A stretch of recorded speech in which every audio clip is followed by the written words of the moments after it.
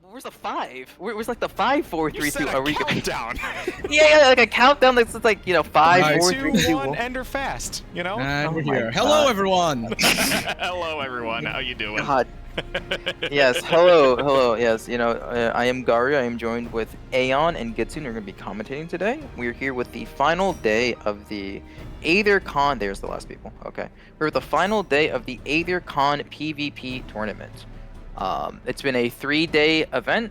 Teams have been playing each day in the background on one of the other streams, but now that we have the semifinals and finals, we're here on the main stream. So I'm going to let Aeon, who's been commentating every single day this weekend, and Gidson, he's done like the Heaven on High, and he's been in the background of some other stuff here. So I'm gonna let them take it away. I'm gonna get out of here. Good luck to everyone playing today, and I will see you guys when we finish. See you later, man. See ya. Now it smells less like chicken in here.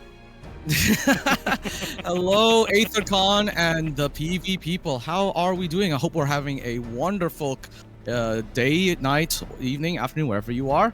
Thank you for joining us for today's semifinals and finals for the AetherCon 2024 Crystalline Conflict tournament. My name is Aeon Zelkai, also AeonXII on Twitch, your local friendly neighborhood gunbreaker guy, and I am joined by my good friend Gidson. Gidson, why don't you give a little background on yourself, man? Hi, I'm Gidson. I'm a stupid warrior, and I do PvP tournaments. Compete, host, commentate on them as I'm doing here. I am just very glad to be here for the finals, because I see we got 4 really good teams so far. Who made their way up the ranks, and I'm ready to see some good CC. Yep. And the ready check's out here too. Ready check's here. I mean, so just to give you a heads up, basically, we have 2 teams right here, GDT versus the Crystal Circus. Now, GDT, aka the Guangdong Tigers, will consist of Mountain Boop, original DSI, Senayen, J Vermilion, and Montmorency Monza. This is their current roster, as well as in the sidelines we have SJ, and those they'll be running this composition right now. Gidson, who else is on the other side then? If you could just introduce them in. Well, I had that covered up, and now I can't even read it. I know for the Crystalline Circus, I believe it was Talon Sparta, Lelouch, Masamune, Tiny Sosig. Those are the 3 names I do know, but we'll let the portraits speak for themselves. Guangdong Tigers, a well-known champion team throughout North America. I don't believe they need any introduction for people who know CC. Crystalline Circus is mostly a pickup team of top 100 members. Full Heart Grit, Talon Sparta, Big Suck, Tiny Sosig, and Tiramisu. You were saying let the portraits do the talking, and let me tell you, they are letting the portraits do the talking right now. I mean, look at those glams. Oh my god, the Power Ranger clowns of the Crystalline Circus. That's beautiful. What do you think their Megazord looks like? Probably Krusty. Krusty? Krusty the clown from Krusty the Clown, yeah. All right, and GDT's really interestingly enough running a Gunbreaker with their tank. You don't typically see them a lot because unfortunately they don't really have any CC and stuns, and on tanks that's like really important.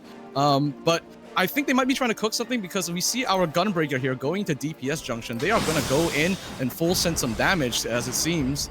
But the question begs, who is going to lead the front line? So I imagine within the talent special here is to charge in with Riddle of Earth and get the first hit. So I'm keeping the camera on him, seeing if he's going to do it. But no, actually, our monkman here is showing restraints. Wow, that is a first. I mean, it's GDT. They're trying to respect the spacing, right? Oh, there's the Riddle. Riddle. It is. Yeah. Oh, he's just jumping and standing. Interesting. No one's really going in. Just like, oh, never mind, they're on Talon! From GDT, Talon Sparta down. And honestly, a polymorph on the Full Heart Grit, meaning his cover didn't actually go off onto Talon there. Excellent play by Astra. All right, and then now Tiny Sausage now taking a load of damage right now. Oh, just an onslaught. Look at the Phlegma absolutely destroying that HP bar. Full Heart now getting just ran down by the Gunbreaker. Senayen, the point doesn't exist. We just go and kill. Oh, but Talon goes for a nice little stun to peel. Very good. Covering his teammates. It forces the rest of GDT to fall back as they approach the 50% point. Talon going in solo. Oh, there it is. Yep. And honestly, GDT is a team that their burst is absolutely on point. Oh yeah. I think if they have the cover and support from the rest of, what is this, Crystalline Circus, Talon can pull that stuff off, but... Oh my gosh. Yeah, look at that. Senna Yen clipping 2 players with the Relentless Rush. Full Heart just seeding the blade, going down. It's like, you know what? I know when to hold them, when to fold them. He chooses to fold. Yeah, and that's honestly a good point, because legit, now they can all just wait and spawn, get their invincibility, regroup for a coordinated push here. So let's see if they can bring it back. Apparently, Talon made a D's nuts joke at my expense, according to the in-game chat. So don't feed him. Speaking of Talon, he does have Meteor Drive coming up soon. This could be Crystalline Circus' big chance to get a counter push back here. But he is primed up, ready to But he knows he's being targeted, so he's trying to play it a little bit safer. Let's see. Oh, they do have the Sage up. Cage. Yes, Astro with that. Oh, blowing up Tiramisu.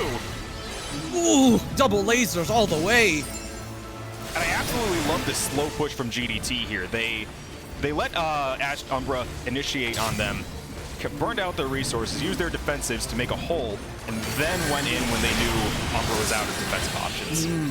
Really good restraint play from them. Oh my god, I was keeping the camera on Jay Vermillion in the back line, and GDT snuck it in. You know what? I don't think you were the only one. I mean, you know, Senna Yen spent the whole time not touching the point, so that everyone was like, all right, well, you know, the Gunbreaker's not going to look at the point. The Gunbreaker's going to chase. Wait, where's the Gunbreaker?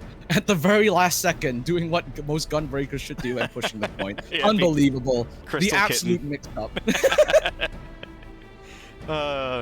While we're here, I want to give a shout out to Soxforo Shimiki for this great UI. He's literally got a program that automatically updates the scoreboard you're seeing here. It's very easy to use. It's very clean looking. Shout outs to you, man. You got some great talent.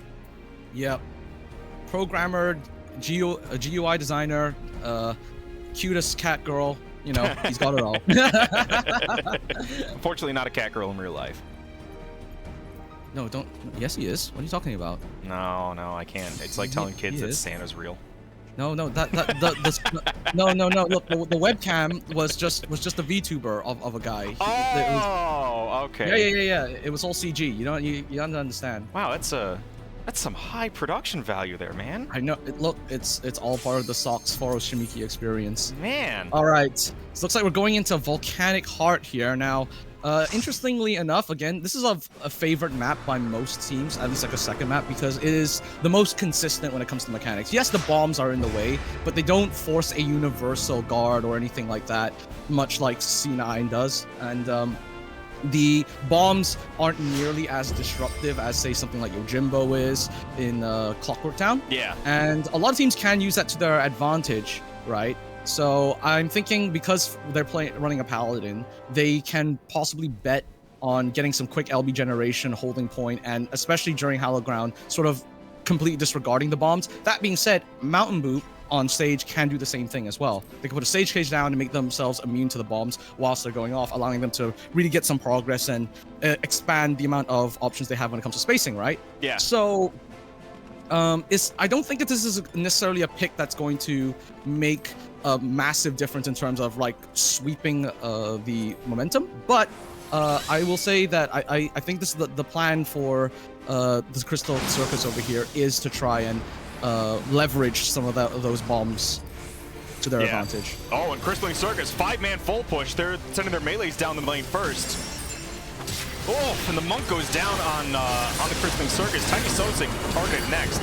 She's gonna go behind a wall here. And I don't know who Circus is looking like they're targeting, but their attacks don't really seem to be... Ooh, Big Suck got caught out! Oh my god, such a good burst on Big Suck. Nicely done. Jay Vermillion with his trademark Monk going in and doing the trademark Monk thing of running it down into their spawn. They're trying to get those respawn timers all staggered so they can get a nice easy push in. Talon currently caught out, gets silenced. But they do get the trade on original DSI. Now, DSI is a very good Bard player. They are heavily targeted for their support, but a lot of times they get a good movement and need significant resources to kill them, so... And so right now it's still looking like it's a 44 situation. Morency is taking a lot of pressure here. Throws out the white beast limit break and clips a kill on Full Heart. Very nicely done. If that was a second later, they would have been killed. Let's see if they survive this. No, actually, yeah, they do. And they get a counter kill on Talon instead. Beautiful Meteor died by Jay Vermilion. He's going to keep going. Tiny Celtic, as soon as they get out of guard, oh, maybe they get out here. Nope.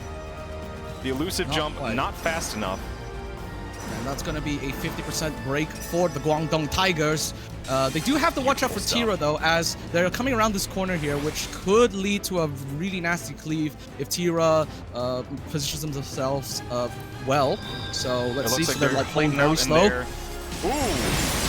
Talon cut off from the heals in support of Full Heart and Tira, going to get annihilated right there. Yes, sir. And now looks like they're just trying to fall back a little bit because they are cognizant of the 3 limit breaks ready to go. They're likely going to try and force these limit breaks to be used here. So that way, when they have to defend the crystal on their side of the map, they're not going to have to face it. And there we go. The limit break goes out, actually. By Tiny Sosig, but the Mountain Boop Sage Cage blocking all damage from that Dragoon Slam. Yep.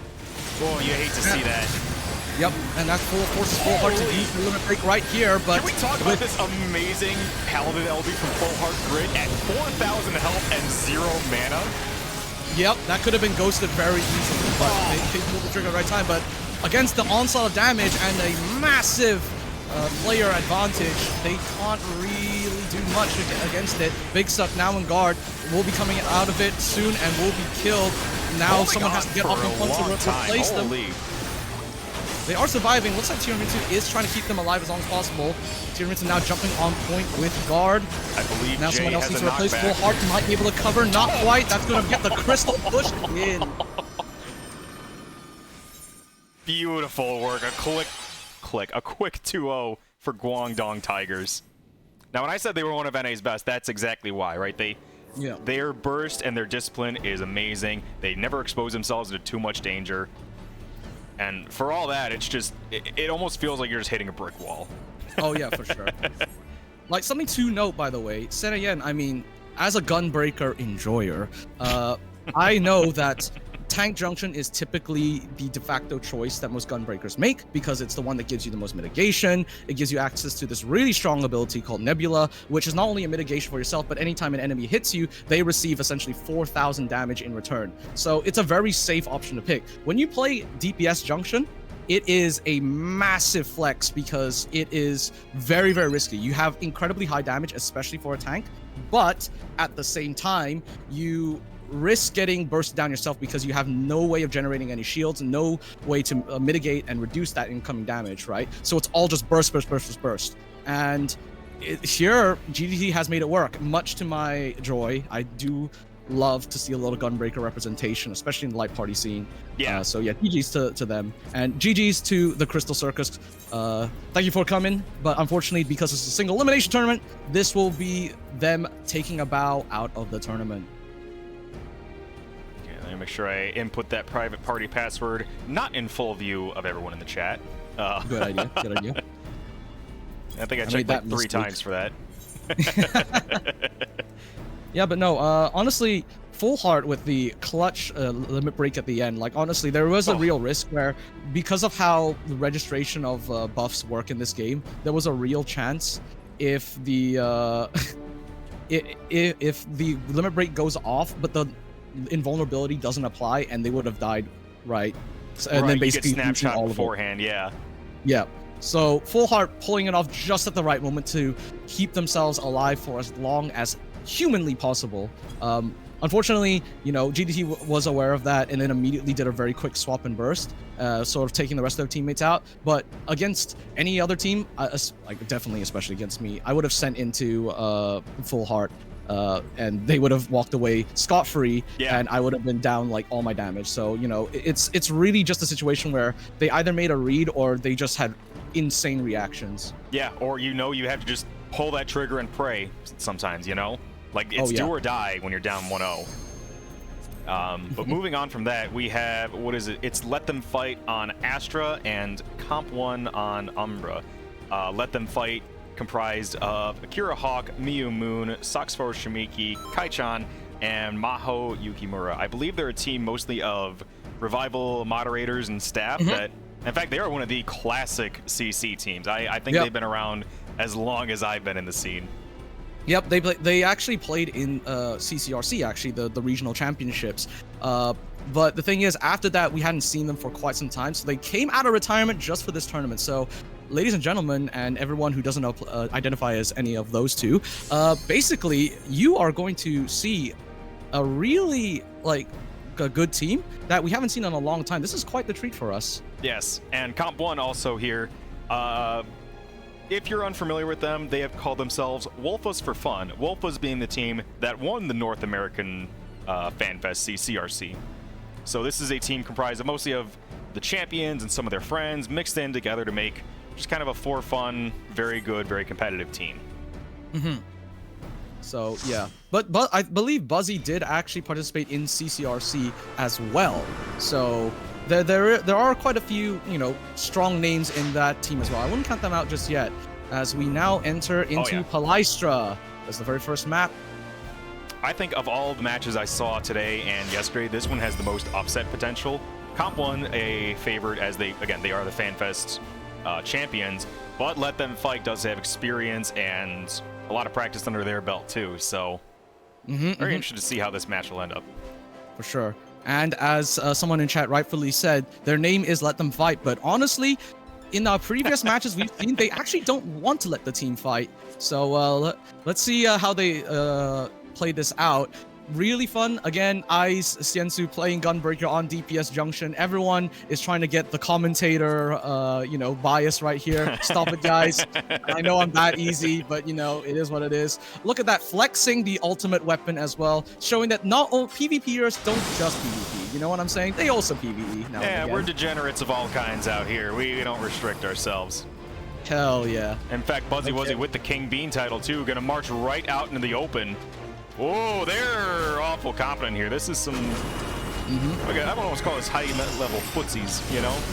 Oh yeah, footsies for sure. The spacing and everything. Yo, the jump goes in, gets polymorph, and that's a blasting zone.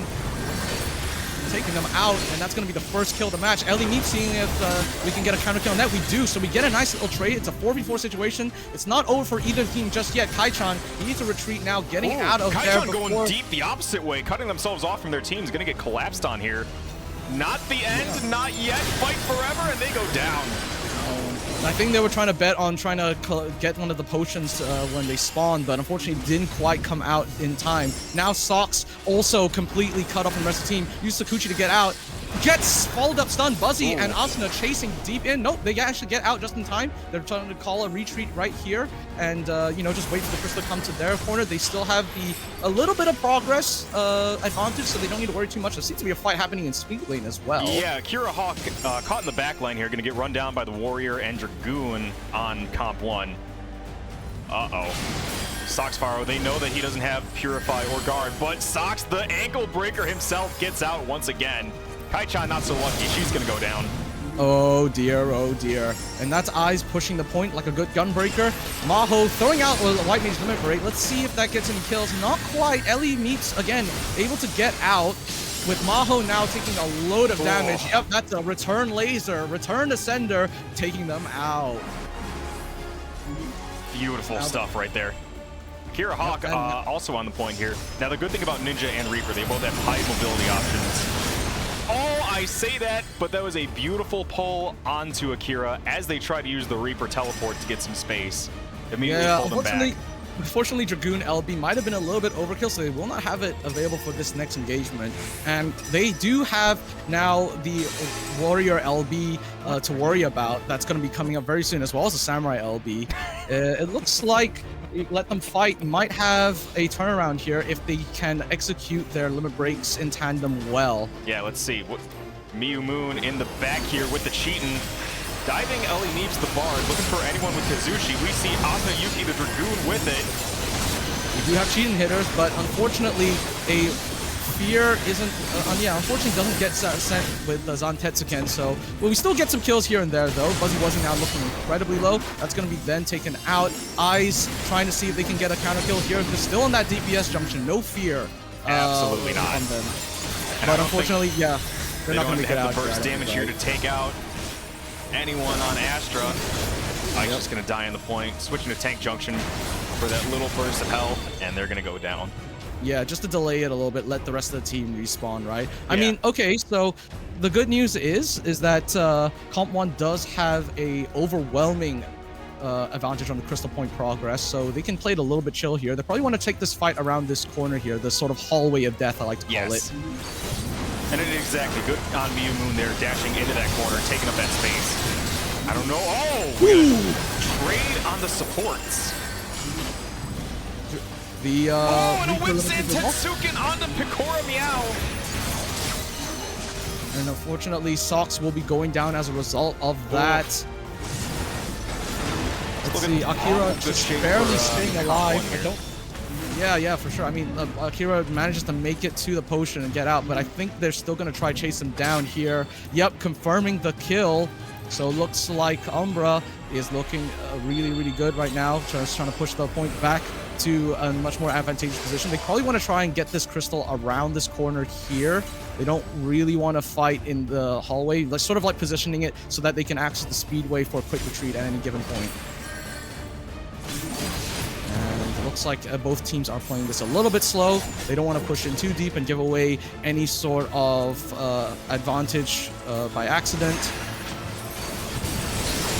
Oh, weird dash from Miyu Moon there, using the wall for a bit of invincibility. Yep. Holy, and the three members of Let Them Fight are no longer in this fight. Nope. Looks like Socks is doing a little funny dance and jumped in with Sakushi out of the dance. It was a bait. Silent.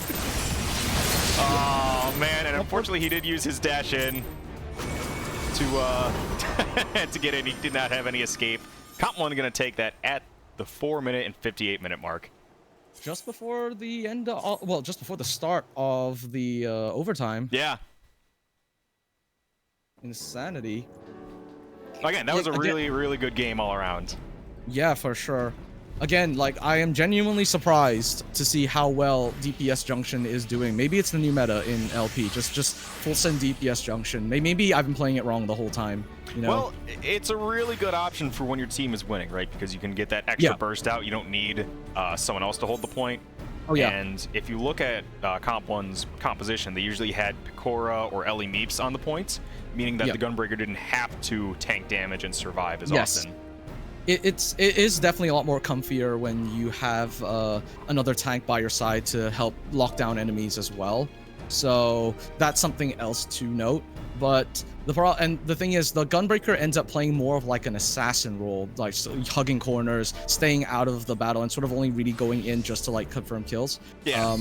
It is very risky, but as a result of like the massive damage output in such a short space of time. I mean, it's double down into a blasting zone. A lot of players don't really expect that type of damage to come out, and you know, it also gives a lot of flexibility to the rest of the team, you know, for different burst window timings, right? They don't have to necessarily rely on double down only as their way. They can save blasting zone for the next kill, so you can essentially get like 2 kills in a row and sort of like roll the momentum from there. It is a genuinely good option, but it requires a lot of trust in your team. Aw. And that's one of the things that separates like good. What in the hell did you just give me? That separates good LP teams from, I guess, the mediocre ones, is that trust you have in your teammates using their defensive abilities and their offensive abilities in the right place. The discipline is, unironically, that is the defining factor of GDT and Comp 1. For sure. I will say, Akira on Reaper, right, does have the potential to reset momentum, especially when it comes to the enemy sort of pushing into them really strongly. Because here's the thing: when you're feared, there's no way to really like cleanse out of it, right? And it forces the entire team to just disperse. That can lead to a really awkward situation where you end up getting inadvertently cut off from your team, right? Yeah. And so if the Gunbreaker, if the or the Gunbreaker or the Bard gets caught in that, and just accidentally because of the Reaper LB gets depositioned, they could find themselves a really good kill here. And you know, pretty much all the jobs in Comp 1 actually cleave, right? So that also leads to the Samurai getting really scary, because you could just accidentally hit them in Chi-10 with Limit Break up. Yeah.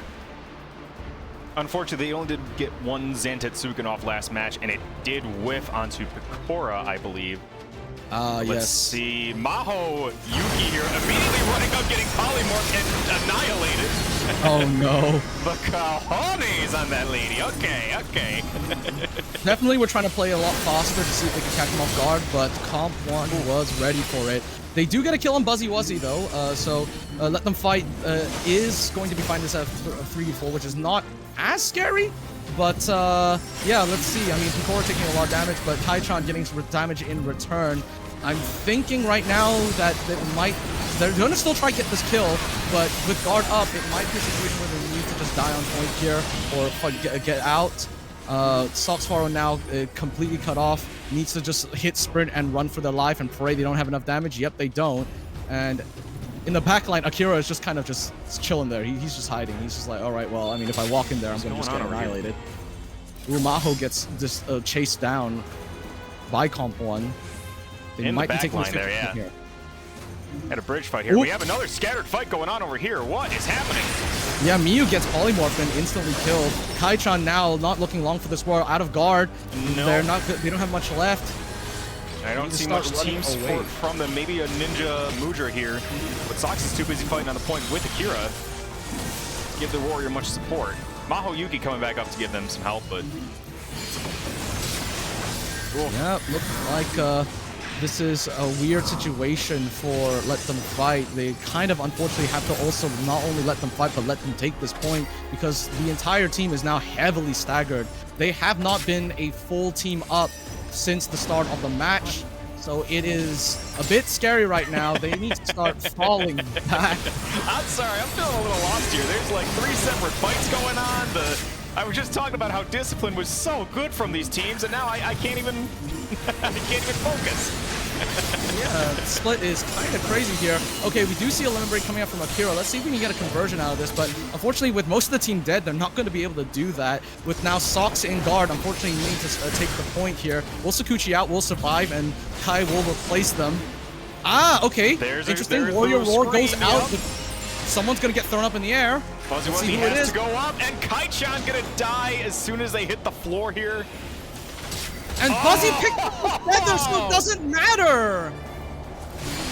The slam from Asuna Yuki as soon as, what was that, Maho comes down. Beautiful stuff. Eyes now swapping into Tank Junction. No, back to DPS Junction. Hey. Oh, Akira almost going down after the polymorph, but they live to see Umbra get the point in. Oh. Again, that was a chaotic match. I was a little lost as to all the action that was going on. Oh, holy. It definitely was a situation where I don't think Let Them Fight was expecting them to dive in as hard as they did. And, you know, getting caught out like one at a time was really detrimental, unfortunately. But nevertheless, I'd say that was well fought. There was definitely, you know, a vision there. Disjointed as it was a vision, and yeah, you know, they had to fight for that for sure. You know, they had the struggle for that, but that will be Comp 1 taking game 2 and moving on to the next round. So I believe that is actually our these are our finalists. Guangdong Tigers GDT versus Comp 1. Now this has been a matchup. I think I've commentated this at least 7 times throughout my years as a tournament host. When I say that these are 2 of the best, like in NA, this is who it always comes down to: GDT or Comp 1 or both if they're in the same tournament. For sure. I mean, all these players have been playing since Season 1, some playing since the Feast days as well, right? So they have a lot of experience under their belt. They work super hard to, you know, research new metas and things like that, you know, cook up different comps. And even a lot of the newer teams come to them for advice. So it kind of makes sense that the outcome is what it is right now. But, you know, the question is, now that they're both together, you know, both teams are here, who's going to win? It's more or less a coin flip, I would say. It really is. It really is, because GDT... the last big tournament for the community was Revival PvP's Trail Before Dawn. I believe they took that 3-1 over Comp 1. That was the last time these teams have played in a bracket setting, at least that I know about. So we'll see. I guess this is the run back. This is indeed the run back. I mean, thing is, a 3-1 isn't a 3-0. There's still a chance. Oh yeah. Right? Yeah, and I mean, these teams have gone back and forth, 3-1 one day, 6-4 another day if there's a bracket reset. It has gone both ways many times. And I'm sure they might have like cooked up something different during scrims as well. You know, they might have made improvements to their approaches. So we'll have to see. It looks like all the gloves are off. The Gunbreaker has been excluded from this. Understandable. Have a nice day. We have. We're back to Warrior. Yeah. Warrior Gaming, baby. Let's go, baby. Best PvP job. What, 2-3 expansions in a row or something? Yeah, buddy. It never changes. War never changes. It's beautiful. It really is. Yep.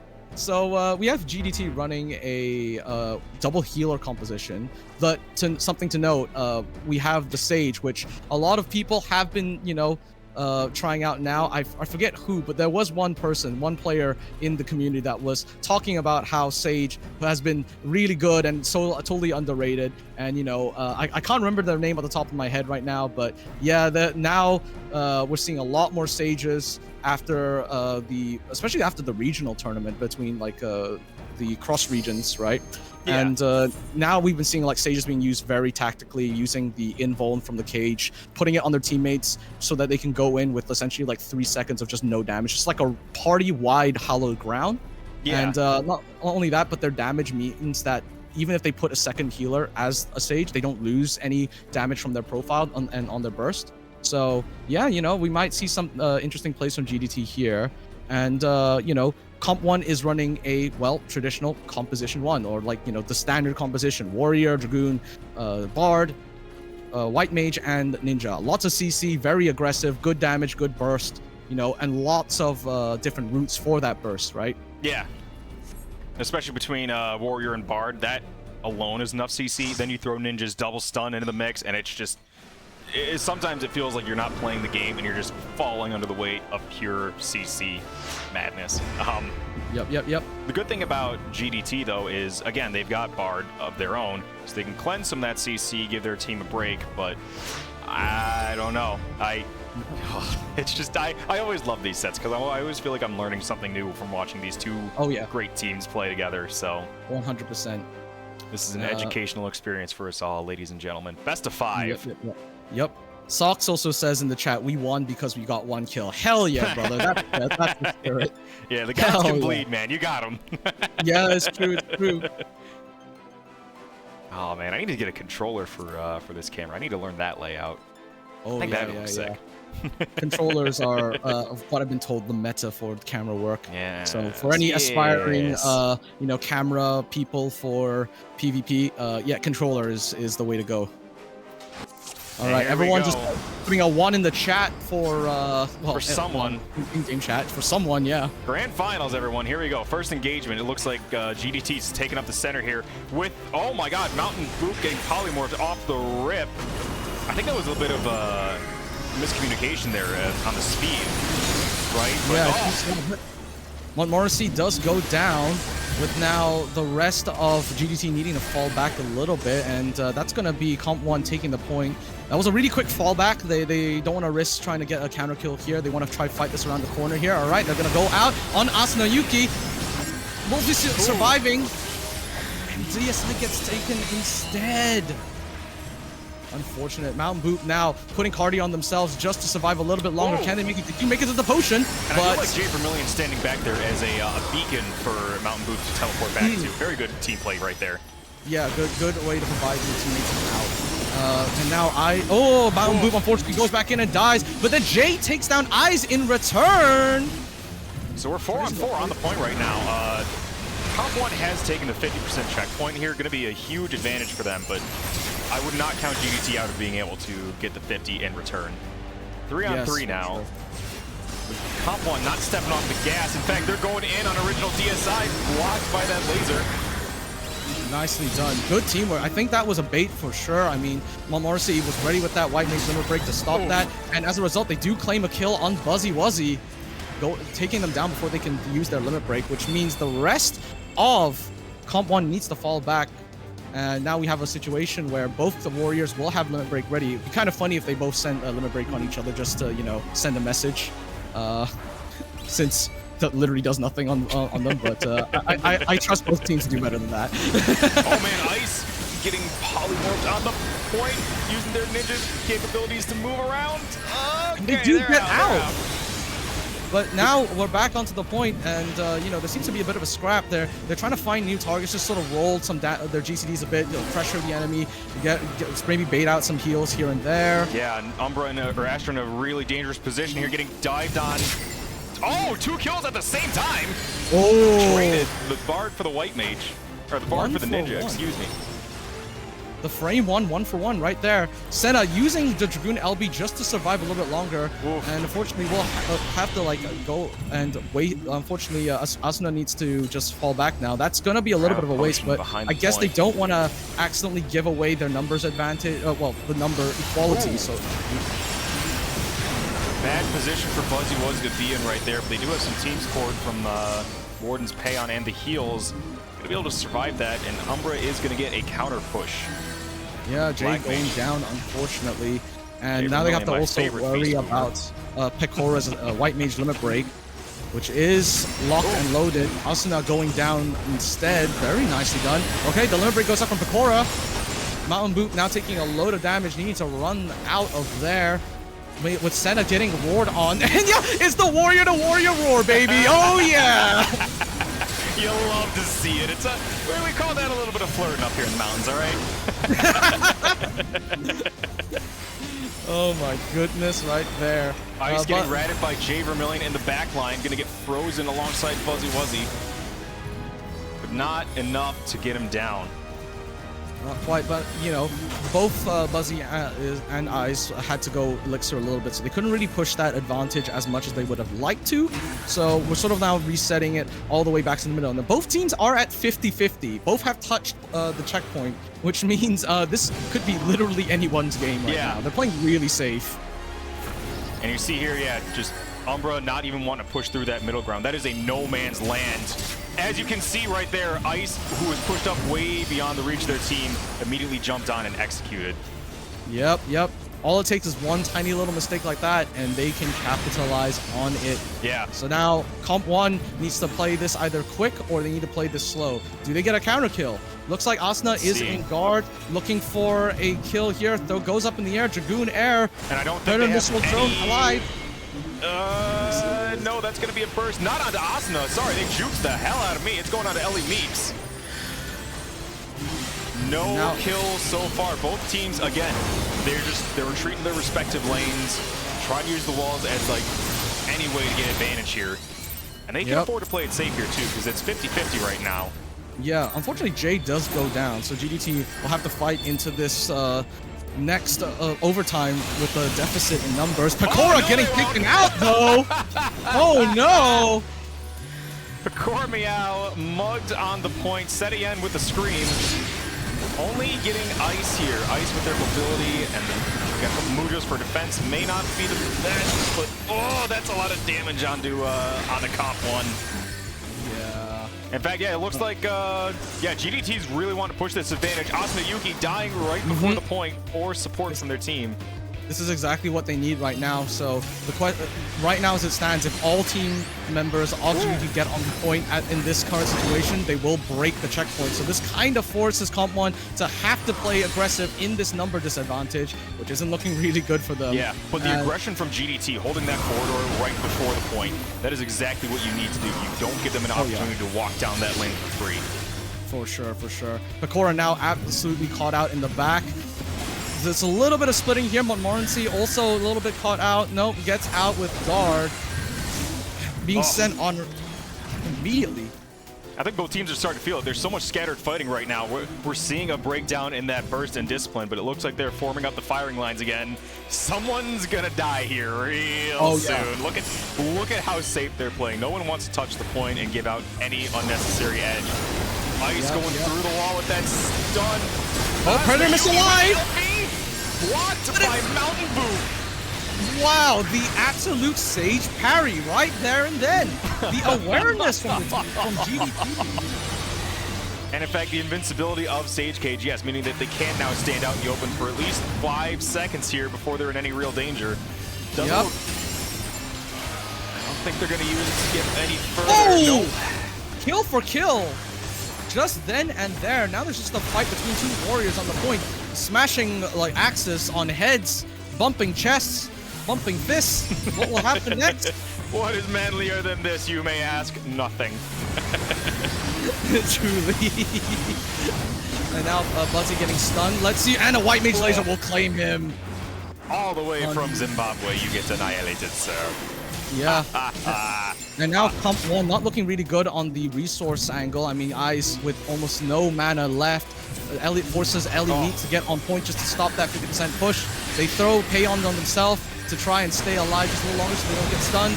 But Phlegma might confirm the kill. A Bloda in denies their escape. There it is.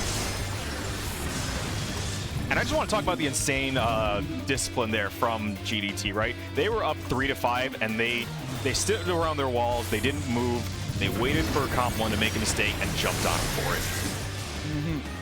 Absolutely beautiful stuff. We love to see it.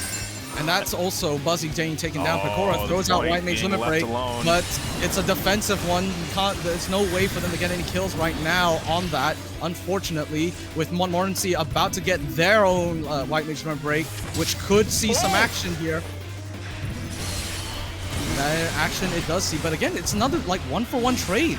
It's just going back and forth right now. I told Crystal this might be an hour-long banger, and I'm sticking by that assessment here. Oh, we're seeing some action. yes, we're sir. seeing some death. We have some time to kill. Don't worry about that, folks. Senian now being chased down. They're trying to get the kill. Not quite enough damage. Pecora now pushing the point away from their checkpoint. Actually, now both teams almost equal in point progress as well, checkpoint progress. Yeah, it's crazy. How did they do this? Even here, 10 minutes into this game. Ice going caught out a little bit too much. I don't know if they had Shikuchi to get out, but they do have team support. Yes, there's that great ninja movement we were talking about earlier. Oh my goodness. But the team, like, covering for a ninja is, like, it's not easy. They don't have much HP, and yeah, they make it out. Unlike Buzzy, who unfortunately gets caught out again. Yep. Killed by Phlegma, unfortunately with the silence as well, taking them out. And oh, that's a triple cleave on the White Mage Limit Break. The 1-for-1 trade. Let's see who's in the action here. Asunayuki, no Purify, but they do have the Warden's Payon. Again, it's insane. Despite the numbers disadvantage, they're still like not staggering or dying super hard to the absolute just relentless offense of GDT. And I say that, but then Senien does claim a kill on Ellie. And now, and with the nice little bit of crowd control by Jay as well, it's going to lock them all in position, allowing the rest of GDT to push up a little bit more to engage. Asuna gets silenced. Are they going to send? Oh! The snapshot on the Dragoon LP, you're nuts! That is so unfortunate. They would have really needed that. That was a huge pick. So now we have LV just being absolutely wasted right now. And Comp 1 not looking like they're in a good position. A lot of material getting sent onto Ice here, the slippery ninja, but he's not going to get caught this time, no sir. And instead Jay goes down, but they do get a counter kill on Ellie with another counter kill on Senna. So it's like, you know, like, you activated my trap card. You activated my trap card. Yeah, with the ninja snap. Oh my god, Fuzzy Wuzzy firing LB in desperation, trying to get GDT off of them. Looks like, yeah, Boop going for the pot there in the back line. Not going to work out. But they might get the trade onto Ice here. Well, they are going to get the 50k health here with the pot, so. Yep. Big old 5 on 4 onto the point here. Umbra favor. They just need to break this point a little bit. And that's a 1-for-1 kill again. But no one from Astra's on the point. Umbra is making a lot of progress here. They've gone from 45% to 92. Unbelievable. Okay. And then both teams, well, again, now we have Comp 1 falling back because like they don't want to take this fight again. It's just back and forth. Asuna and Buzzy getting hunted down here. I don't know. Yeah, Astra's taking the initiative here. They're using that Sage Cage to invincibly push onto Buzzy Wuzzy, the warrior, taking him down. All right, and Ice now unfortunately forced to retreat here. Oh wait, hold on. They're gonna juke them a little bit with the speed lane. Nice of them, but the stun quickly misses. Ellie Meeps in the middle of 4 members of GDT, gonna get annihilated for it. Oh my goodness. There we have now Ice primed with ice of all things, funny enough. And yep, that's gonna claim them, unfortunately here. Oh, Montmorency, you are out in the open. You are dead in the water here. Oh, no. I think both teams are very wary of each other, like, because they don't want to get counterburst and stuff. Okay, Dragoon goes up in the air, not snapshot forcing this everyone time. to split away. So again, it's like one of those, like, you know, defensive LBs that we've seen quite a bit in this game. And it's weird how Dragoon LB has sort of evolved in that way, right? People are so good about dodging it and spacing around its very existence that if you can't get much out of it offensively, it is still a great deterrent. Yeah, so pushing. Like area denial. Yes. It is a big, meaty slam, but you don't really see the big slams that often. Oh! Whoa. Like that, Eyes going down, and Original about to go down too, unless they make it out of there. They somewhat do, actually. Jay now being the target that's being sent on, now in guard. They teleport into the point to try and juke. They do somehow make it? Jay is cracked, man. He's running circles around them. Holy. Yeah, now honestly, breaking line of sight is it looks goofy, but it is really the best way to survive. And Mountain Boot with the Sage Cage entirely on Astra. Right. Finally, after 10 years, we have a checkpoint break. So now all they need to do is push the point even just 0.1% more, and they win this match. Yep, and let's see.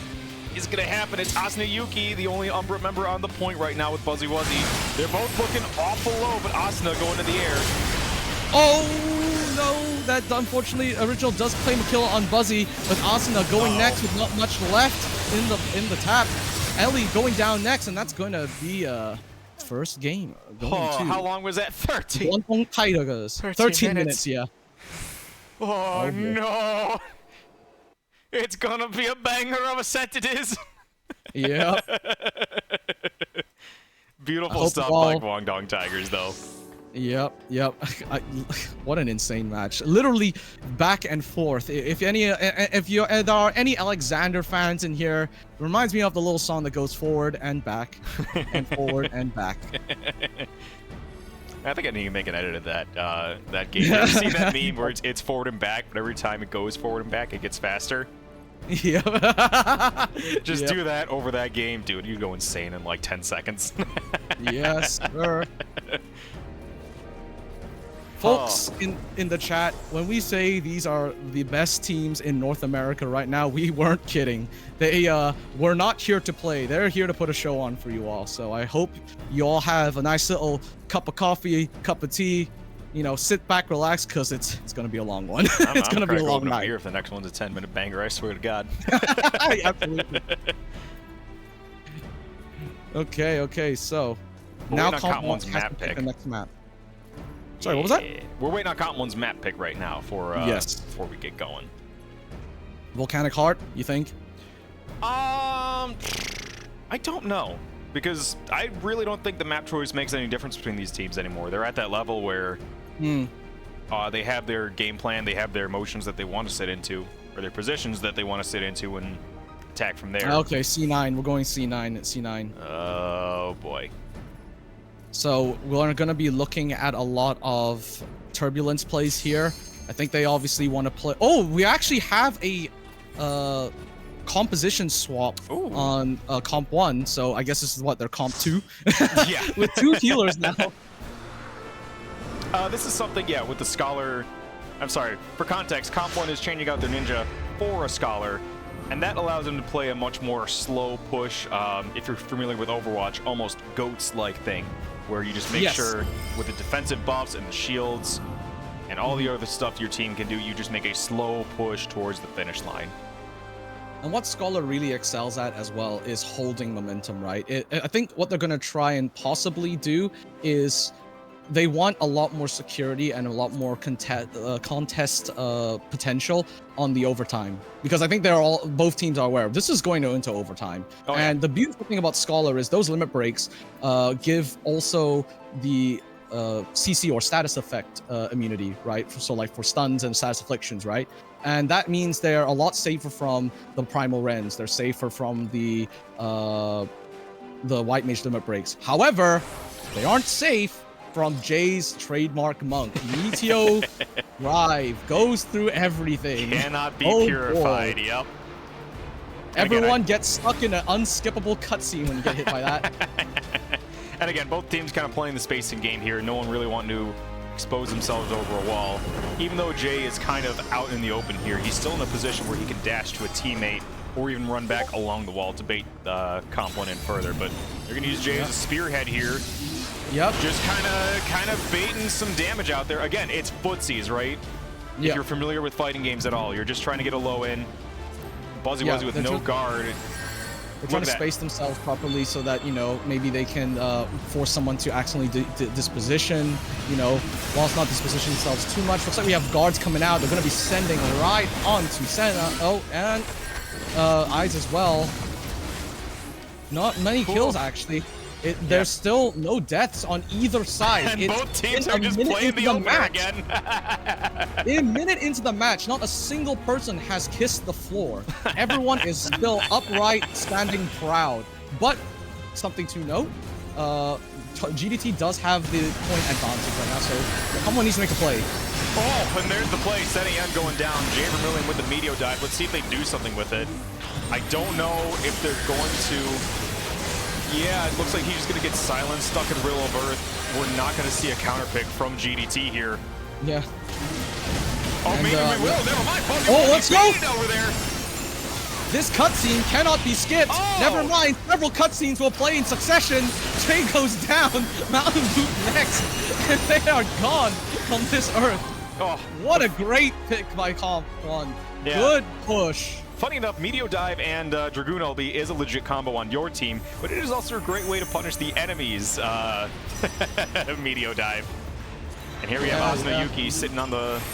Oh, Senna! Roaring Asuna out of guard. They're going to be thrown in the air. See ya next time. Well, let's see. They do have support from their team. Almost made it out of there. Hit a sliver of health. That's what I was waiting for. The funny warrior turbulence cheese. Yeah. Which I thought, honestly, Comp 1 was going to take advantage of, but they didn't manage to, unfortunately. Oh, that's a big cleave from the White Mage Limit Break. And that's going to be a kill on the Senna. Now Comp 1's going to try pushing a little bit more. Buzzy Wuzzy almost getting to the back line there, getting cured by ice, and that's going to do it. All right. Comp 1 is going to get the reset here. Yeah. Sipping their apple juice around the corner.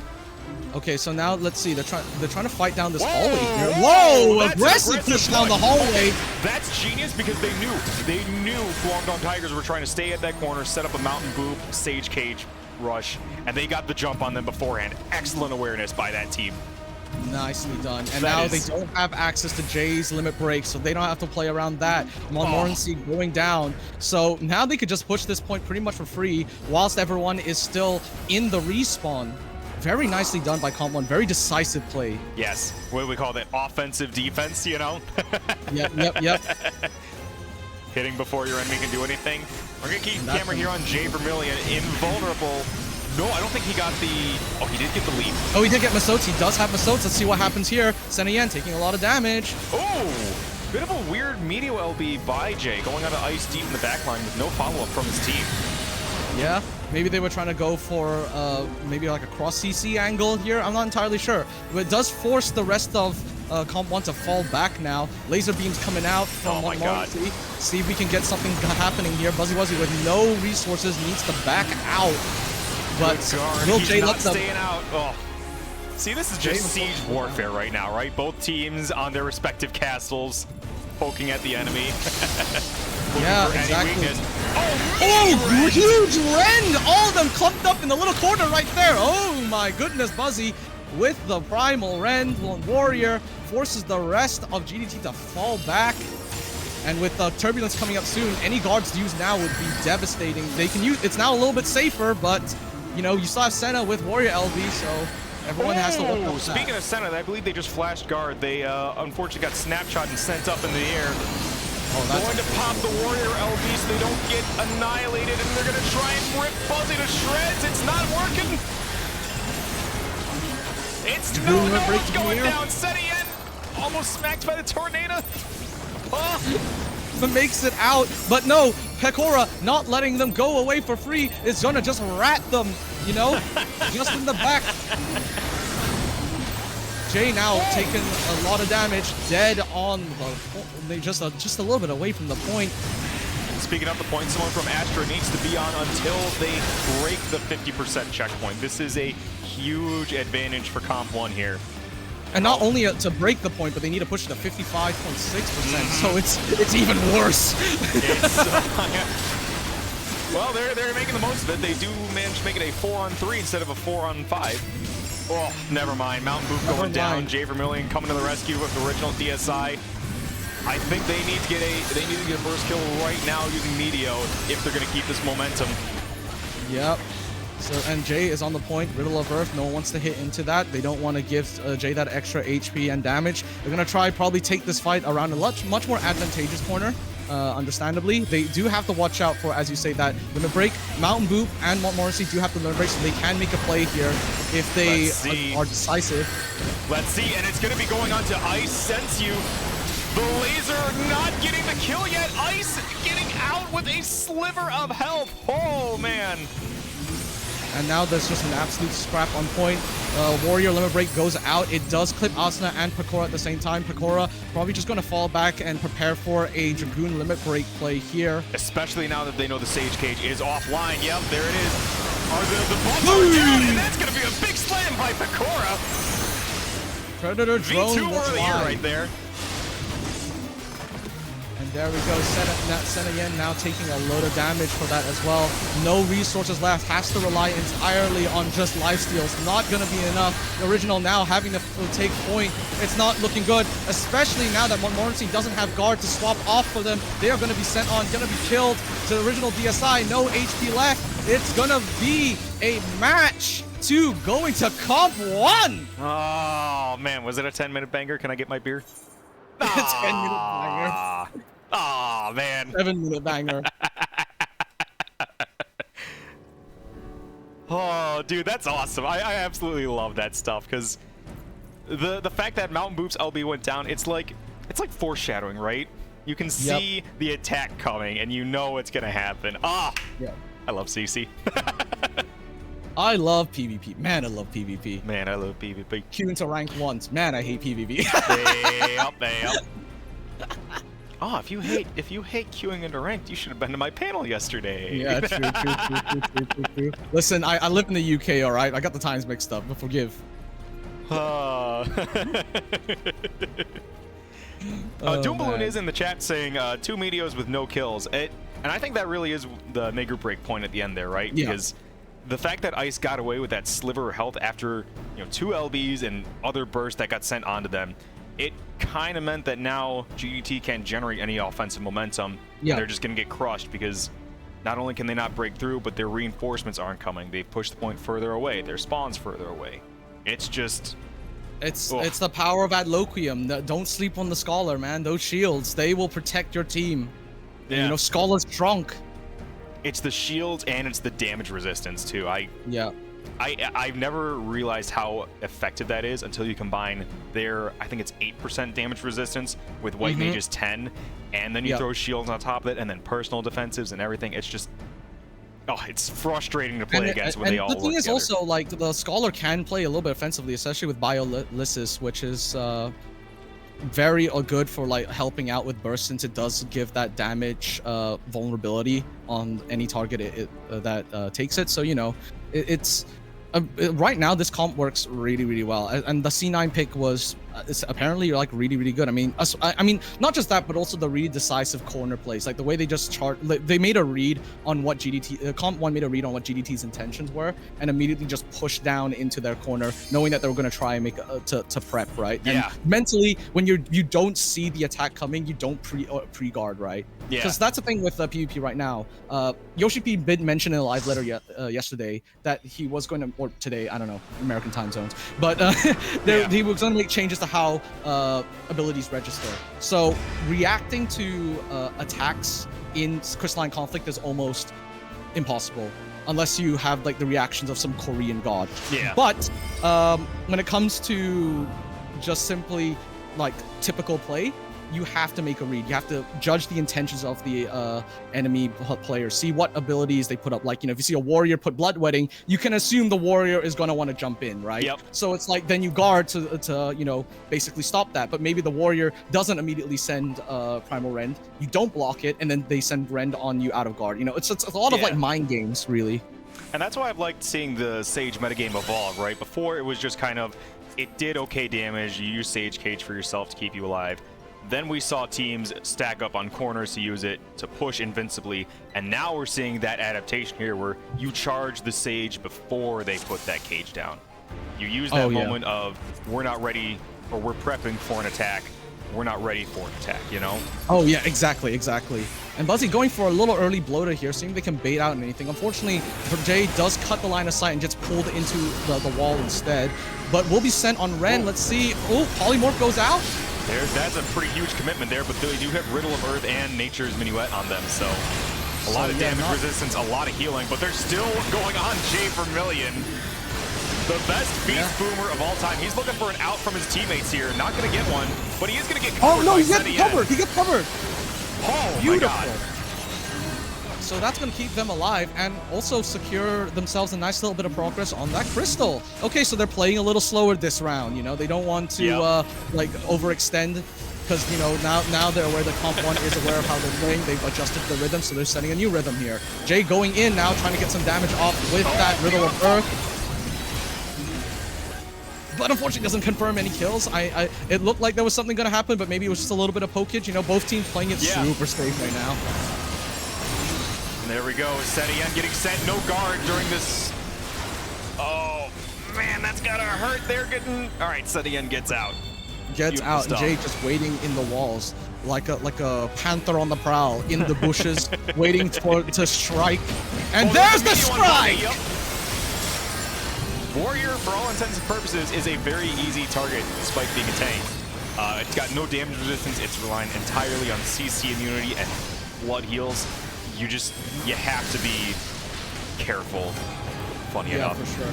Seraph does, again, reset the momentum a little bit because now that extra shield and CC immunity, or like, you know, status affliction immunity, is going to stop kills from going off. But then after it wears off, they go straight onto Asuna. Very nice. Very good. The air, getting a big slam on Mountain Boom. But the cover covering them with the invulnerability, too. They're going to block all damage from those bombs. Yep. And now they could play super aggressive here. This is their moment. GDT has the chance here to make this final push and break the checkpoint right here. And they do have a 4-3 advantage. Sorry, now a 5-3 advantage. Yeah. Masoud's blocking the bomb damage as well. Unbelievable point control here from GDT. And Ellie Neat's going to be taken down in succession. Goodness. GDT getting a little ahead of themselves here. Oh, beautiful murder combo by Jay Vermillion there. He's doing the Jay classic, terrorizing your Qs, not letting you play the game. Well, actually, he's doing the opposite, terrorizing Qs. He carries your Qs. He only terrorizes if you're on the opposite team. Right, he's like, right. well, Otherwise, you're very thankful for him to be there. But let's see. Cormiao is stuck in the back line here. Looking for a way to get in that doesn't absolutely annihilate them, but it looks like GDT's not fully collapsing on them. There it is. They're committing significant bodies to hunting her down, and she's just gonna gently space around that. Yep. And yeah, now they're just trying to play around this corner here. They're waiting for Seraph to come back on again so they can hold this. Let's see if Comp 1 makes a play. They do. Nicely done. So now that's going to stifle a lot of the damage that would have otherwise come out. So, and Asuna does not have the Seraph ready for this next fight. Okay, well, for that fight. So now they'll have it ready for this fight. Let's see if they can make a play. I mean, the problem is, no matter what, it still is going to be entirely countered by just Sage and Paladin LB popping at the same time, right? Well, you want to stagger those because those are really good defensive buffs. Like, here we go, Mountain Boop, popping that around the corner, letting GDT push. And I love how they're absolutely death-balling, right? You want to get that Sage Cage down on your entire team. Yep.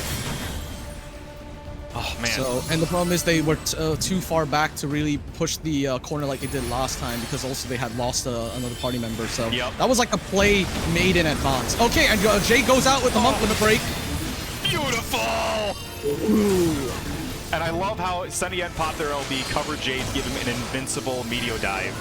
Yep. Just so that no shenanigans ever came up. It's so good.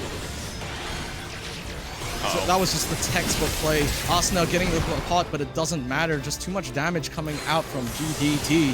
Yep. And we got Ellie Meeps here getting hunted in the backline while Buzzy Wuzzy holds the point. As we approach into overtime right now, but it looks like the point is going to be largely uncontested. Someone needs to hop on there from Comp 1, or it could be over. It looks like Jay is on the point fighting Buzzy Wuzzy. I thought he was going to be looking for a cheeky enlightenment to get someone off the point. Yep. And Buzzy now taking a lot of damage here. Eyes looks like they're going to be next. We have Asuna forced to just stand on the point to like just point kitten this away as long as they can, but it's going to be a bit difficult. Now, Original getting covered by Senna. Great awareness. The Dragoon Limit Break to punish, though. It's going to be... No one's on the point! It was a good offensive play, but nobody was on the point. I thought that... I thought Picora was using that LB to go onto the point for invulnerability, just to stall it for a little longer, but... Yeah. Oh, that's unfortunate. Primal forgot, perhaps. Primal forgot, but Aether remembers. Oh gosh. Well, GG's everyone. So now we have game 3 to G, because it's best of 5, remember? You said GG's, yeah, I thought you were like... Well, it was GG's, right? It was GG's. No, like, you say GG's at the end of a set. What do oh you my mean? God. We're just getting started You always say GG's. No. Like, good match. You always say good match, except when you lose, and then people think you're being toxic. Because we are. Salt is part of who we are. It's BG unless I win. Yeah, no, but that was really good. Well played, though. Like, honestly, it was just good decision after good decision by GDT, though. Like, honestly. They initially stacked the Paladin LB and the Sage LB at the same time. I think they were both trying to avoid the bomb damage, but when they staggered that, I think what's interesting about that is they staggered their defensive options to push forward. Even though nobody died, they earned so much space doing that.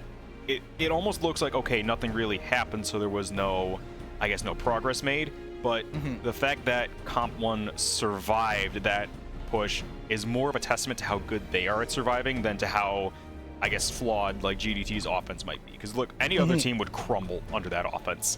Oh yeah. I have been at the mercy of that for 15 games in a row. Let me tell you, it sucks.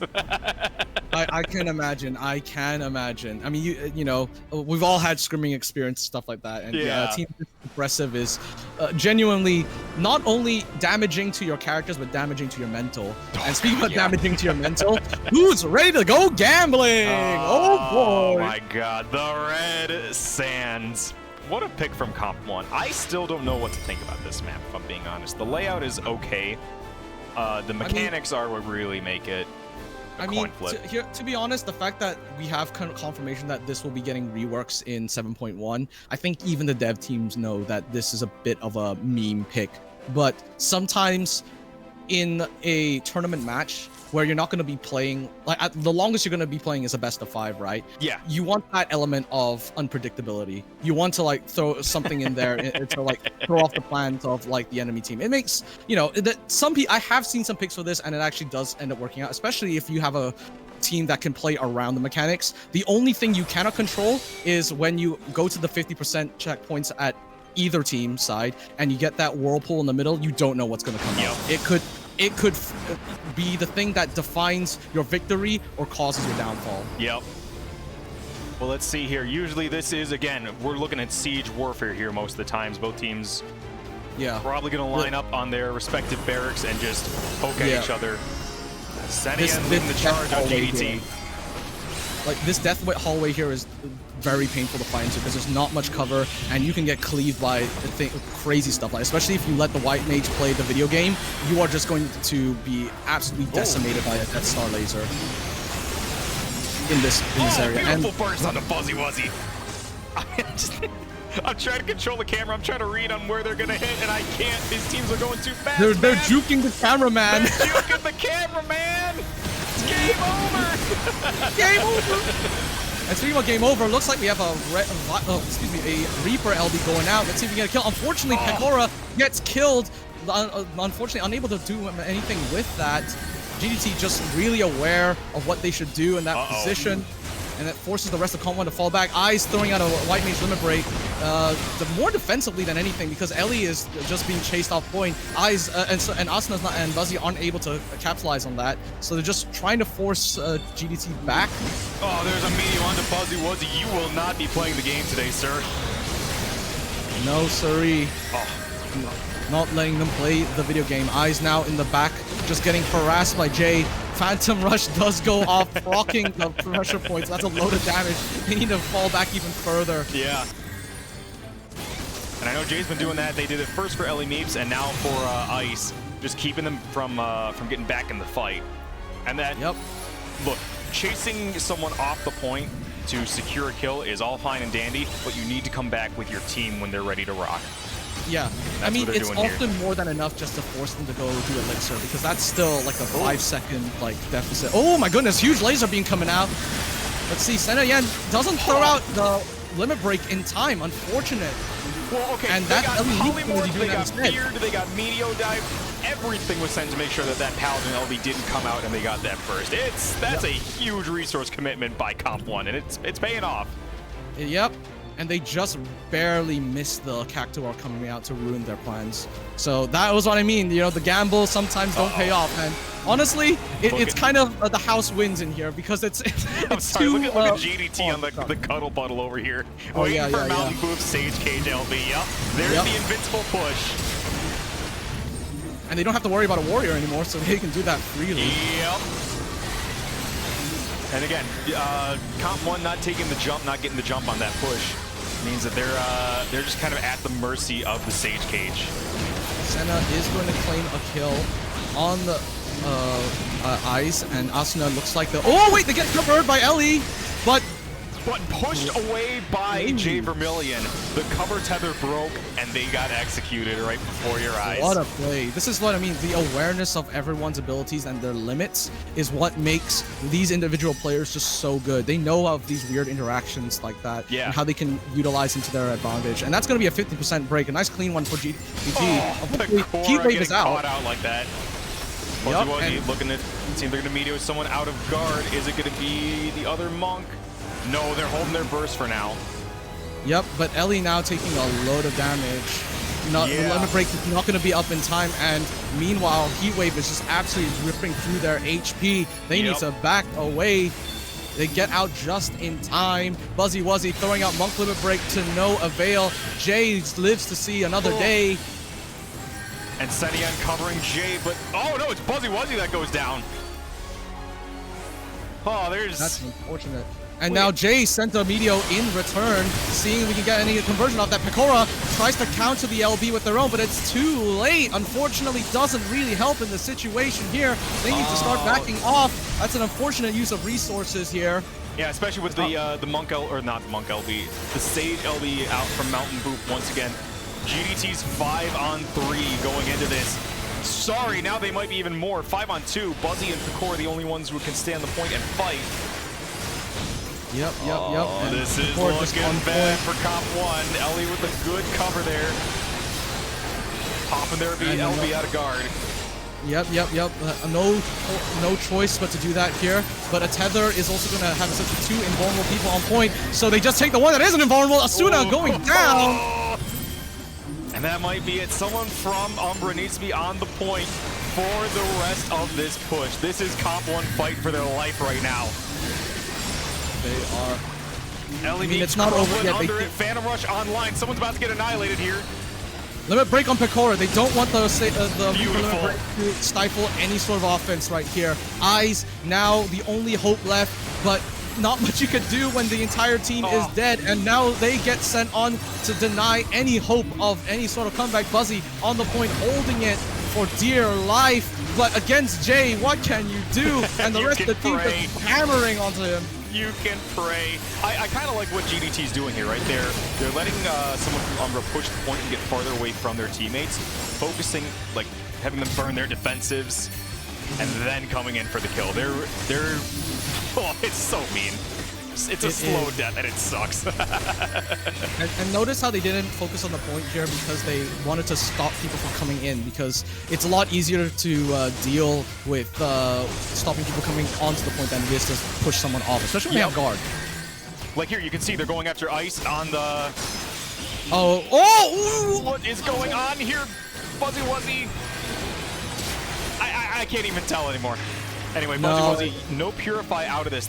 If they're gonna LB somebody, they're gonna go for Setting now. Great cover by Ellie. But the Reaper and Monk LB do not secure the kill. Oh, it's looking bad for Comp 1 here. They're trickling in. They don't have an answer. And now, when Monk Limit Break goes out, it's going to take out Ellie, unfortunately. Asuna, being the only one left on point, Ice has to come in and be the hero. What are they going to do? Sends out Limit Break. It clips 2 members. Okay, here's the thing.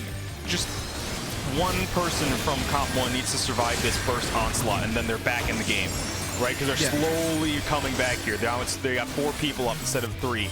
Ice holding down the point. Oh no, the point! That makes it in time! Oh! But that's what I'm talking about. They needed that. They needed that one moment of survival. They're using Ellie Meeps' Paladin LB to stabilize this fight. They do have respawn advantage now. Yes. This could be the start of their push. Yes, but here's the issue about Red Sands. The walk from one side to the other side of the map is long. So if they don't make that 50% push and basically win it in this singular push, and if any of them die along the way, it's going to be a marathon, a hype. Well, and that's the thing. Comp 1 can't win the marathon. They need to have a single amazing push here. If GDT gets a chance to stabilize, that might be it for their tournament life. Yep. Oh. So, no. Like, I'm not. They need to basically have consecutive engagements, like basically successful consecutive engagements to even have a chance at winning this, which is crazy. This is the Red Sand problem. It's not a Red Sand specific problem. It is just the general flow of things. But you're right. The map size is definitely not helping Comp 1 here. Oh yeah, for sure. Because at least in Clockwork you have that shortcut, right? And here there's no such thing. None, and you're going to see 2 members of Astra getting cleaved here. This might be that gaping hole I was talking about earlier. But Setien and J Vermillion surviving the onslaught, and Picora instead under pressure. Covered once again by Ellie Meeps.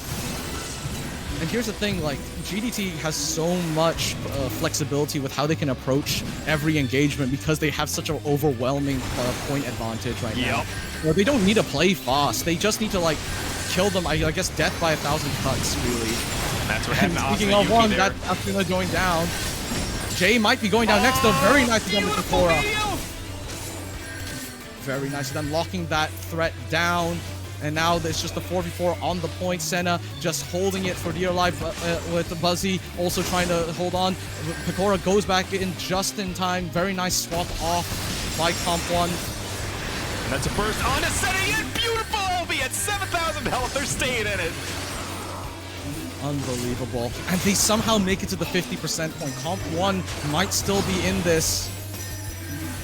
A White Mage Limit Break from Montmorency doesn't actually hit. Unfortunately, it does whiff. And J Vermillion almost getting bursted. Yep, there's the annihilation. But a trade happens.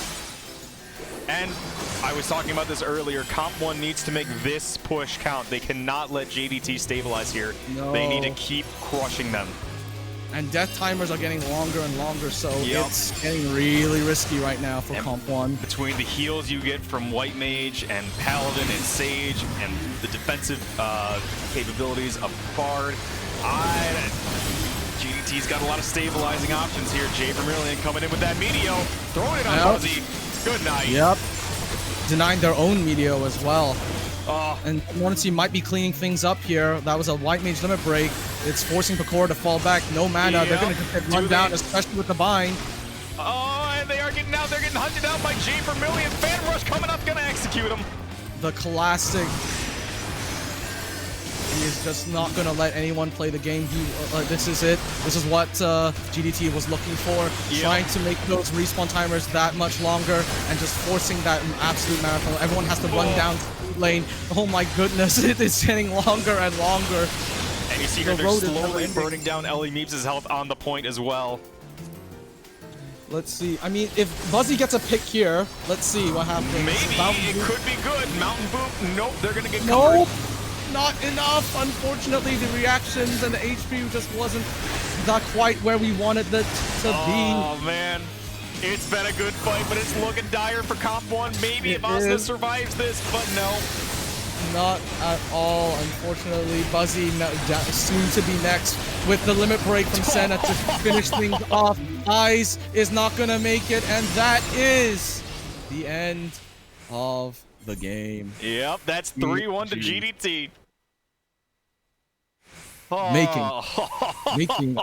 Dude. And ladies and gentlemen, and anybody else in between and outside, Guangdong Tigers is your AetherCon 2024 champions. Yeah, buddy. I want to point out too, that seemed like an incredibly close match and a hella good push by Comp 1. It was 4 kills for Comp 1 against 29 on the side of Guangdong Tigers. They were absolutely in control that match. Yep. That's outstanding. Still, they pulled it back from the depths of hell. Let this be a lesson to those watching who may be a little unsure about PvP and stuff like that. Never give up. You can push all the way from a 99% and still win the game. It is not over until it is over. Yeah. And it was just... They had the fighting spirit. Again, they didn't have that one definitive push. GDT, very good about covering each other and making sure that they can come back from those holes that you may punch in them, but it's just not going to happen. Not going to happen against a team of this caliber. They will not give up. Yeah. God. Like, oh man, I wasn't even playing and I'm tired. Yeah, honestly, that's the thing about commentating these guys. I love them. They fight it out for 20 minutes at a time, and I'm trying to keep track of all the little things and all that, and I just... Yeah, exactly. And especially when you have so many situations where there's like disjointed fights and stuff, like Cameraman is suffering. Oh yeah, I am. All right, hello. Hello, Garuketo. Oh, boss is here. Yes, sir. How you doing, sir? You know, I'm realizing. Wait, they're both here. They're both here, surely. Now I'm trying to grab Original and Jay to do a quick interview for everyone here. Oh, okay. But I need them to be in a VC channel that I can see, and there's so many VC channels. I mean, we can't just go to like Revival Public #1, you know, just let anyone hop on the mic. Yeah, you know. Let me just make sure that. Let me just grab Jay first.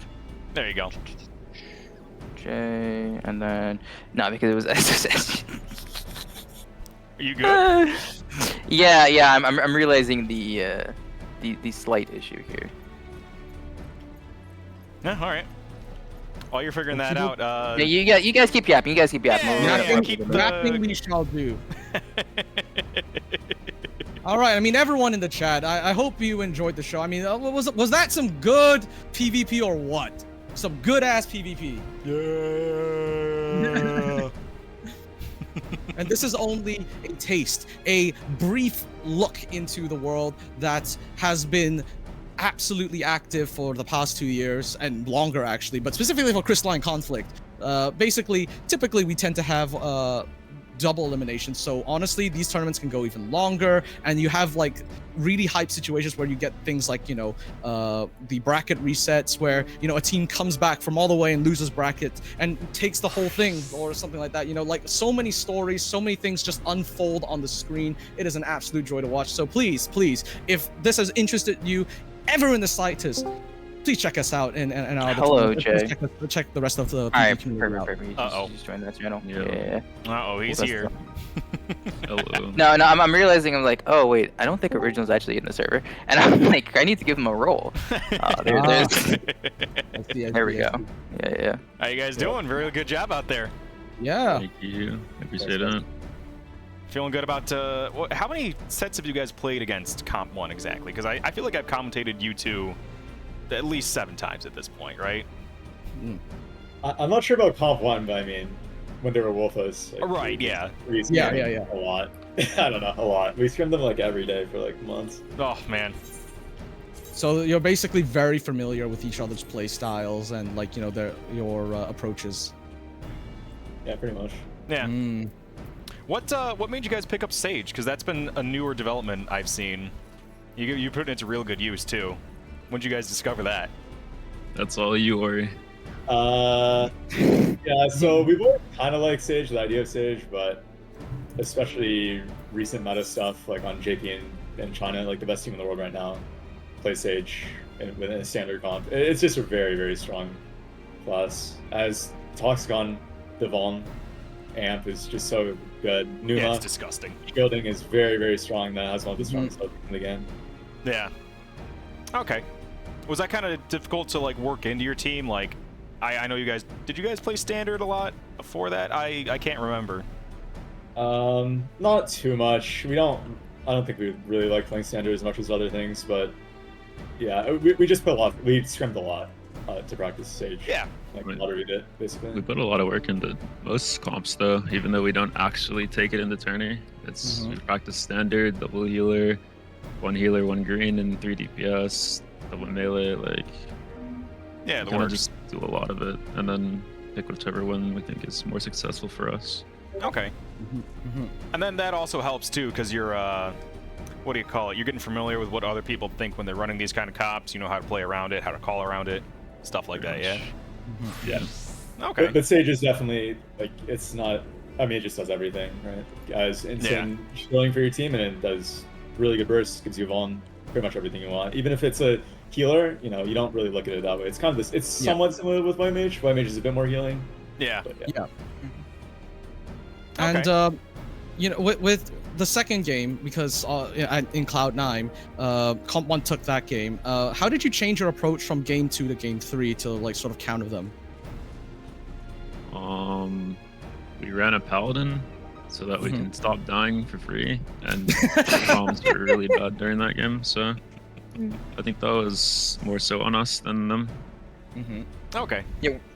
Weren't you also the first game, Jay? You were playing Black Mage. What was the reason for Black Mage? You swapped to Monk after the first game, even though you guys won. Did Did you don't just know. want to play Black Mage? I was going to do a black mage.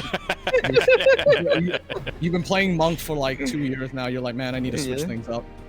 Yeah, it's like I try to do the same stuff I can do on Monk with black mage, but what's stopping me is not having like an instant stun and a big health pool. So, but like you can kind of make it work if you have 4 good players on your team. Yeah. The same movement and everything. You know, Thunderclap and Ethereal Manip. You know.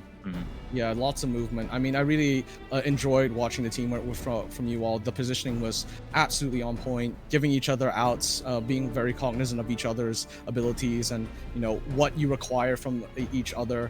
It was an absolute joy to watch. I actually just wanted to maybe ask to, you know, either of you, you know, what words of advice could you give to maybe people in chat who aren't familiar with the LP scene and maybe want to get into it? Ooh. Don't be discouraged. Like scrims, you know, they have the resources, right? The Rising Stars stuff. I think a lot of people were talking about that throughout all the PvP panels. Rising Stars is a good spot. Everybody in there is generally respectful, and they don't really shy away from newcomers. So it's like, just don't be shy, right? Just pull up, play some games. If you know, get your face beat in, it's fine. Lose 1,000 games and then queue it up again for another 1,000, and then keep practicing and play whatever you want, more or less, and then kind of learn the system first. It's not too bad because I started first in CC. I didn't even play Feast, so Yeah, yeah. I don't remember you playing because I remember you like really getting your start in CC. No. Yeah, I think for players looking to improve or like get involved in LP, I think the first thing is to have a good mindset for yourself. To just always want to improve. Like always look at your own gameplay. Always look at other players playing, or you think are better than them, or that they're better than you, and Yeah. look at VODs of other games. Look at macro, and I think it's really important. Just play a lot of games. You want to improve, and you need to play versus players who are better than you, and just play so many games. You know, if you play versus players like of the same skill as you, like you can get a lot of it, and like if you just play ranked, you can get a lot out of it, but you really learn a lot when you play like when you try and play versus the best players and lose and see what they're doing. All right, so basically practice makes perfect. Have a good mindset because half the battle is mental, and don't be afraid to reevaluate yourself now and again, essentially. Very nice. Thank you very much. I appreciate that. Is there anything else from either you, Gidson, or Garu? I don't have any questions this time. Gidson, did you have anything you wanted to ask? Any last questions? Yeah, to add on that, we have scrimmed GDT. They've kicked our teeth in 20 games in a row, and we learned a lot from it. So I can attest, it works.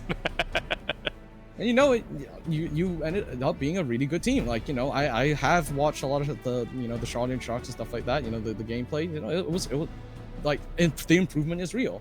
I guess if we do have a little more time to kill, perhaps maybe I would like to give an opportunity to ask the winners, what do they think of the potential new PvP changes? Now, I know not much was announced, but you know, like if we have time for that, do we have time for that?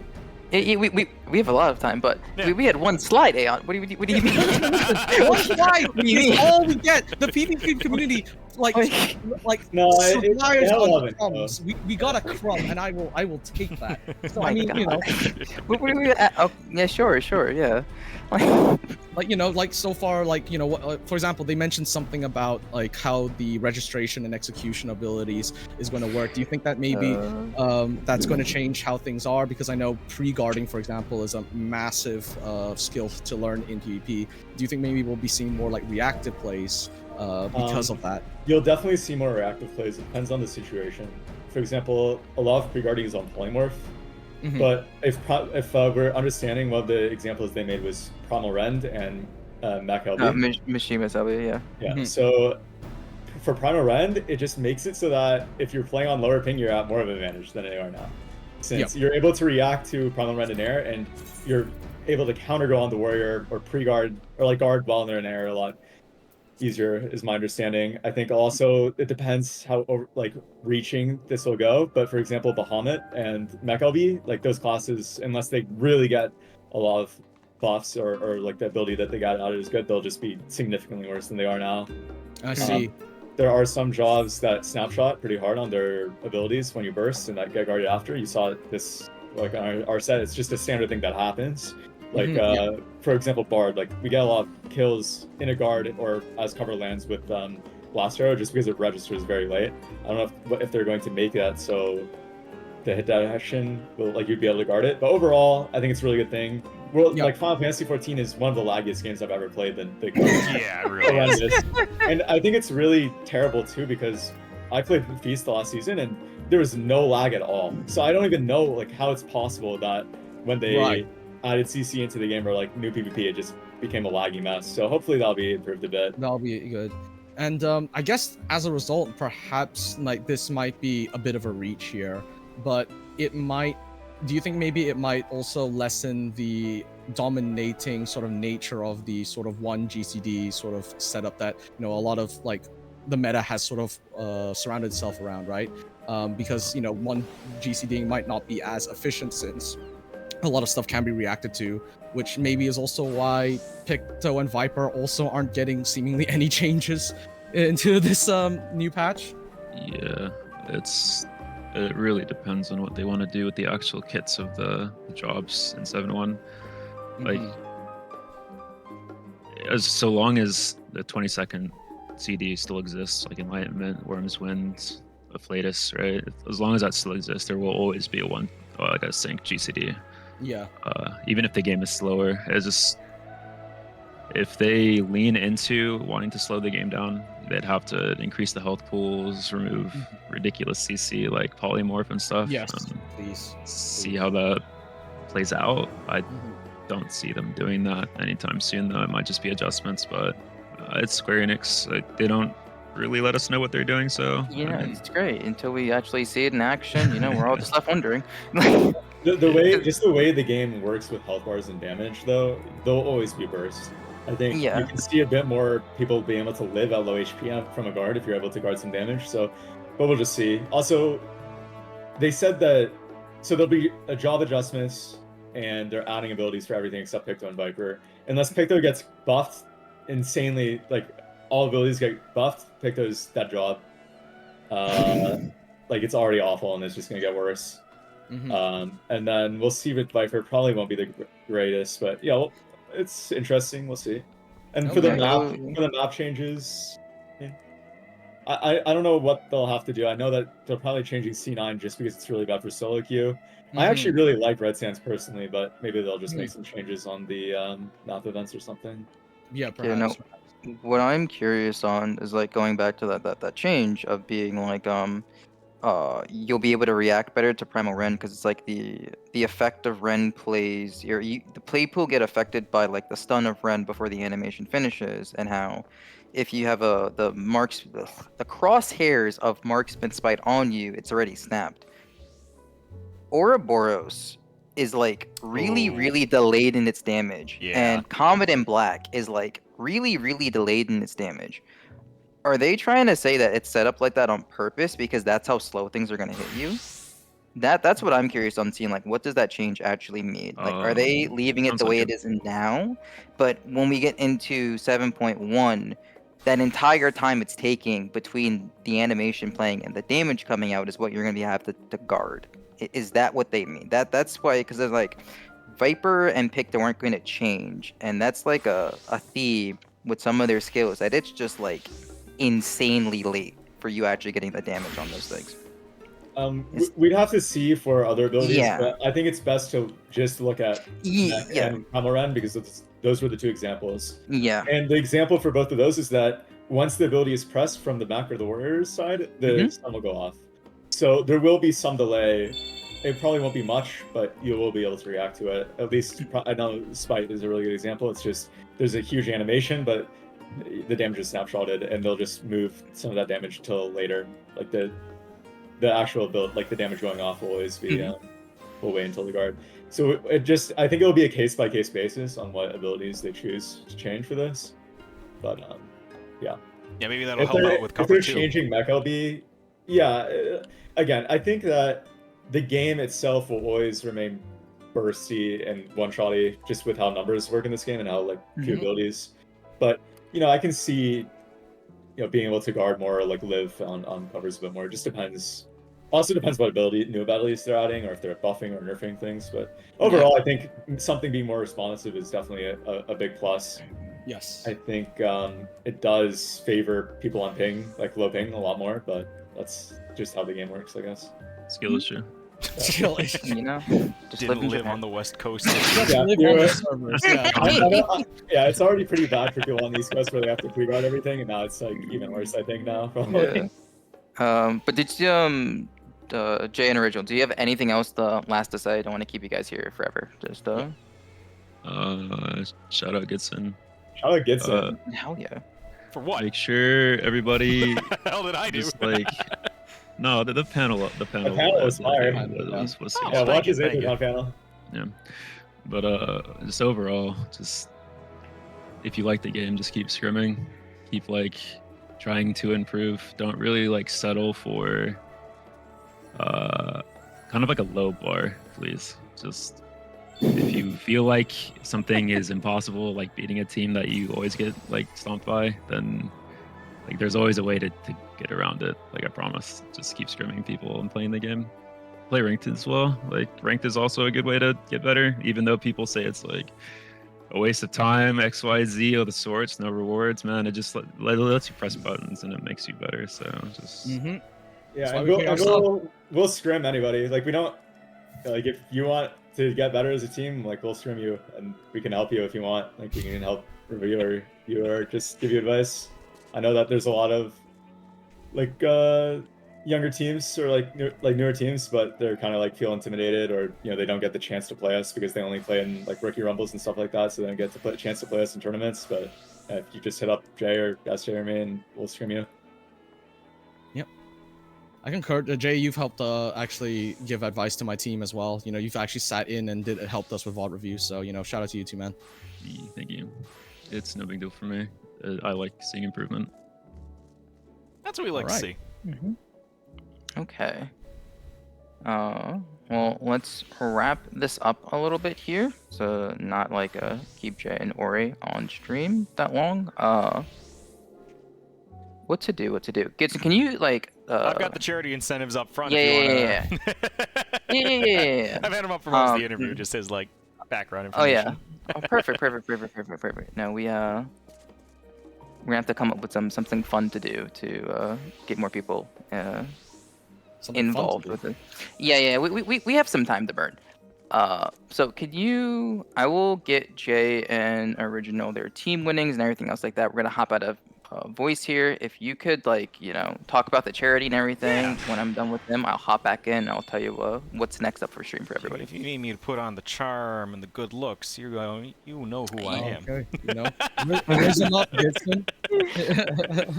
Okay, We're perfect. All right. So Jay and Original, we're gonna pop out of here, and I will get you guys your prizes and all that other fun stuff. Thanks for hosting the tournament, and thanks for casting and everything. And getting together. Thanks. Yeah, really good Yeah, job. thanks for Y'all signing put on up. a banger game. Good job. Yep. It was a really good last set. All right. Well, I will catch you guys. I'll be right back soon. Yeah, see you around, All right. man. See you around, Gary. See you around, Jay. See you, Ori. Bye. They're still here. Uh-oh. What do we do? Guys, I don't know. They Well, breach I containment. guess in the meantime, we'll just talk about the charity. Let's go! Woo! Yeah, we've got $11,100 and there they go, $68 out of 10,000, and that was, I think when I went to bed last night, we were at like 4,000. Yeah. And then I woke up this morning and they said they had already met the $10,000 goal. I don't know what happened last night, but that is insane. Yeah, no, so big shout out to the community for supporting charity, supporting good causes with the power of video games. This is what makes the 14 community so special, in my opinion. Amidst all the, silliness, the shenanigans, there is at its core a community that definitely cares. So thank you very much for your support. Thank you very much for helping, the kids, help the children, help the charities. Yeah. And I don't know much about Extra Life. I know that they make, what is it? It's controllers for disabled kids is one of the big things they do, right? Yes, correct. As a way to like One of the interact things they do. with, video games and get into that social media if maybe they have like an immune disease or something and they can't. Well, this is a way for them to now socialize with people and see the world and stuff like that. Yes. Because video games is such a, rich medium that allows you to like basically go to never before seen places, expand your imagination, and really, I think I could speak for most people, ends up being a beacon of hope in what otherwise would be, very depressing circumstances. So, I think it's, a lot of people think it's kind of weird, so like video games and stuff, why not get them other stuff? But honestly, like, we've talked about the mental element of like PvP, but like genuinely speaking, we humans, we survive on, our minds and such, and a lot of people seem to underrate things like that. So I think it's like just as important that, we provide kids this, element of hope, element of happiness. And so again, I cannot thank everyone enough for their support, for coming out to watch the show, for attending the cons, for making the donations. Thank you very much. Yeah, and honestly, just being here to like support the PvP scene too. Like as much as the con itself has been about like everything Final Fantasy, being here and just being able to see literally the two best teams in NA go at it in the finals, it's good to see that this is finally getting some good attention, Yes, for sure. And so as Other well than as that, do you know they had a new charity incentive, right? I don't know. It was some pottery lottery, I think. Right? Oh, pottery lottery. Yeah. I'm reading here in the announcement, another charity prize added to the raffle if we can get to 13K by the end of the after-party festivities today, which I believe that's at that ends at 8 p.m. Pacific time or 11 p.m. Eastern. It's pottery based on the city-states that then you can enter a raffle for to get. The details are at the AetherCon Discord in the announcement page if you want to learn more. But that's a fun little incentive. Like, oh, we ran out of goals. Somebody came up here and offered more. That's really cool, actually. Oh, that's amazing. So yeah, there we go.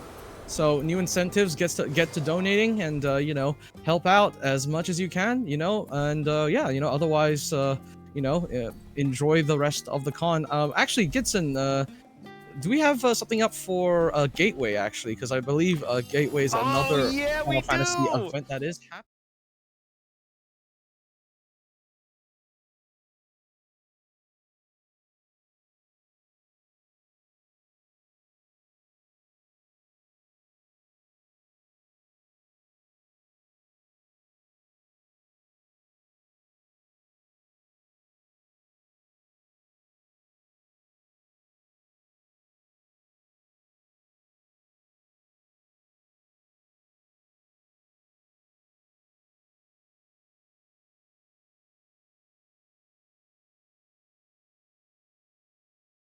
Saying, if you're talking, we can't hear you.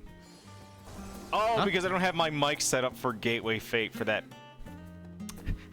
So I don't have my mic set up for the Gateway Fate scene there. So we were just yapping for like what, like 2 minutes and stuff. Let's try that again. I just sent it there. I'm gonna change the charity raffle here. Yeah, maybe just set it to another picture. Let's try that again. Yeah.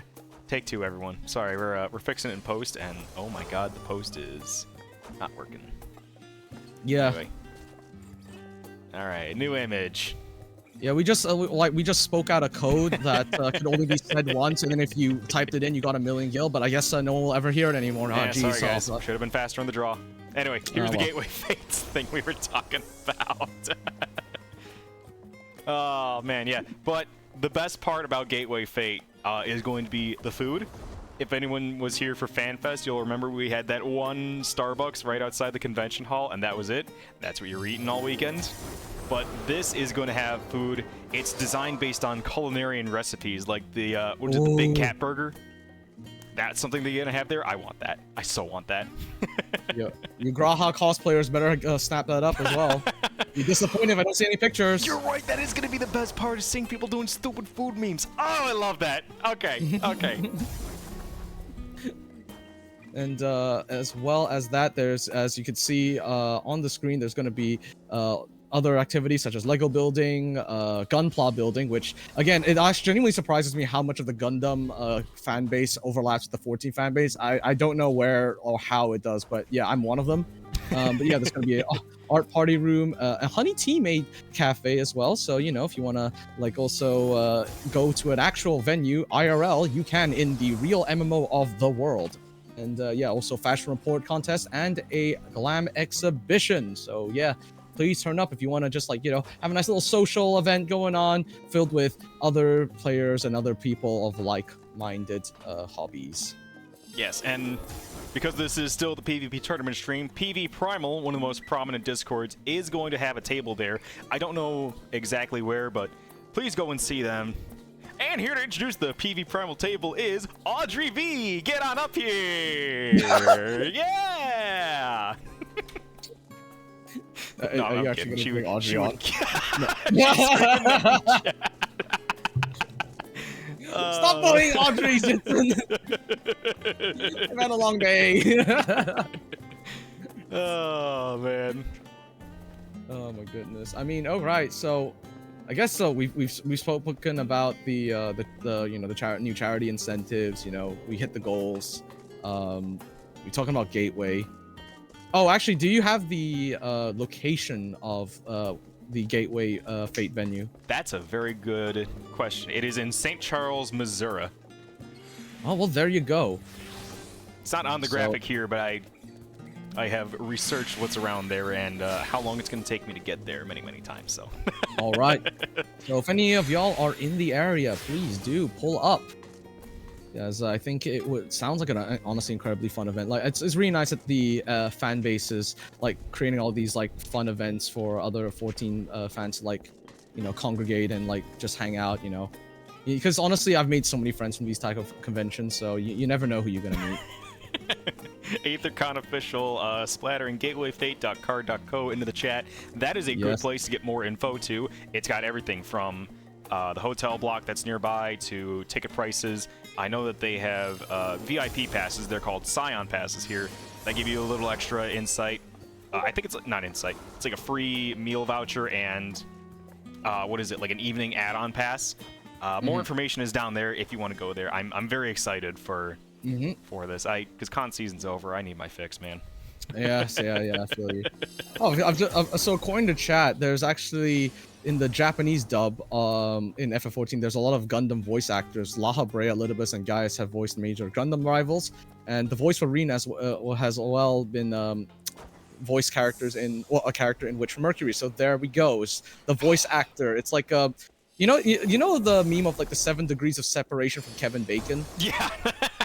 There's a 7 degrees of separation from a Final Fantasy 14 player. I swear. Like for honestly, yeah. Hello. Sorry, I was deep in something else. All right. Coming on to us with your ham radio mic, I see. Yeah. Okay, so basically, we have like 30 minutes. Like. Yeah. How are you guys feeling right now? Would you guys like to maybe like? I was thinking maybe we could bring some like viewers on or something else like that if people want to do like some custom matches. Are you guys' voices okay? Customs.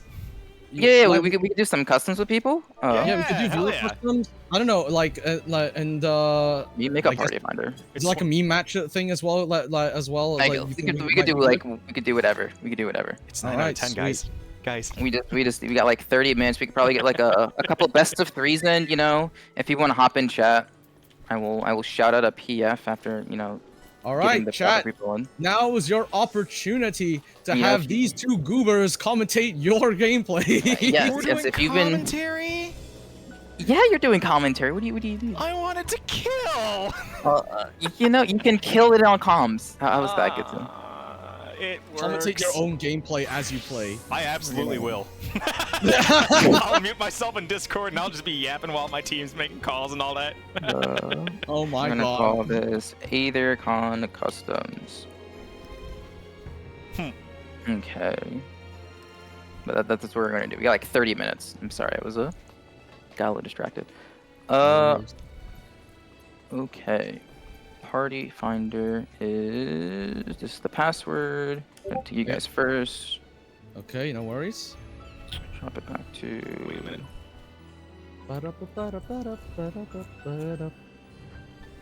I see JP Meteon Spin were VAs for both Miorin and Sleda in Witch from Mercury.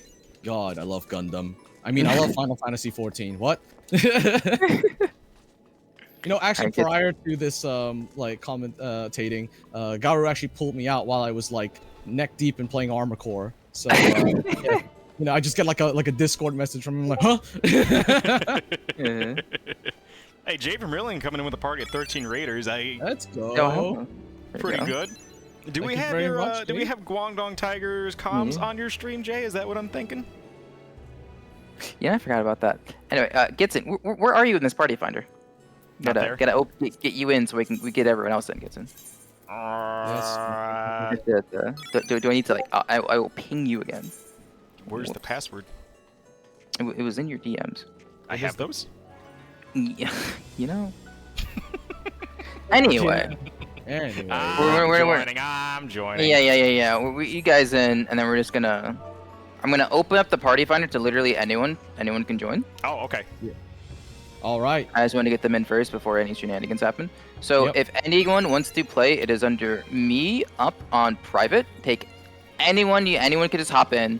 Party finder is if you haven't done a PvP party finder, can you like show the? Yeah. Let me get that off there. It will be under Garuketo. Salam.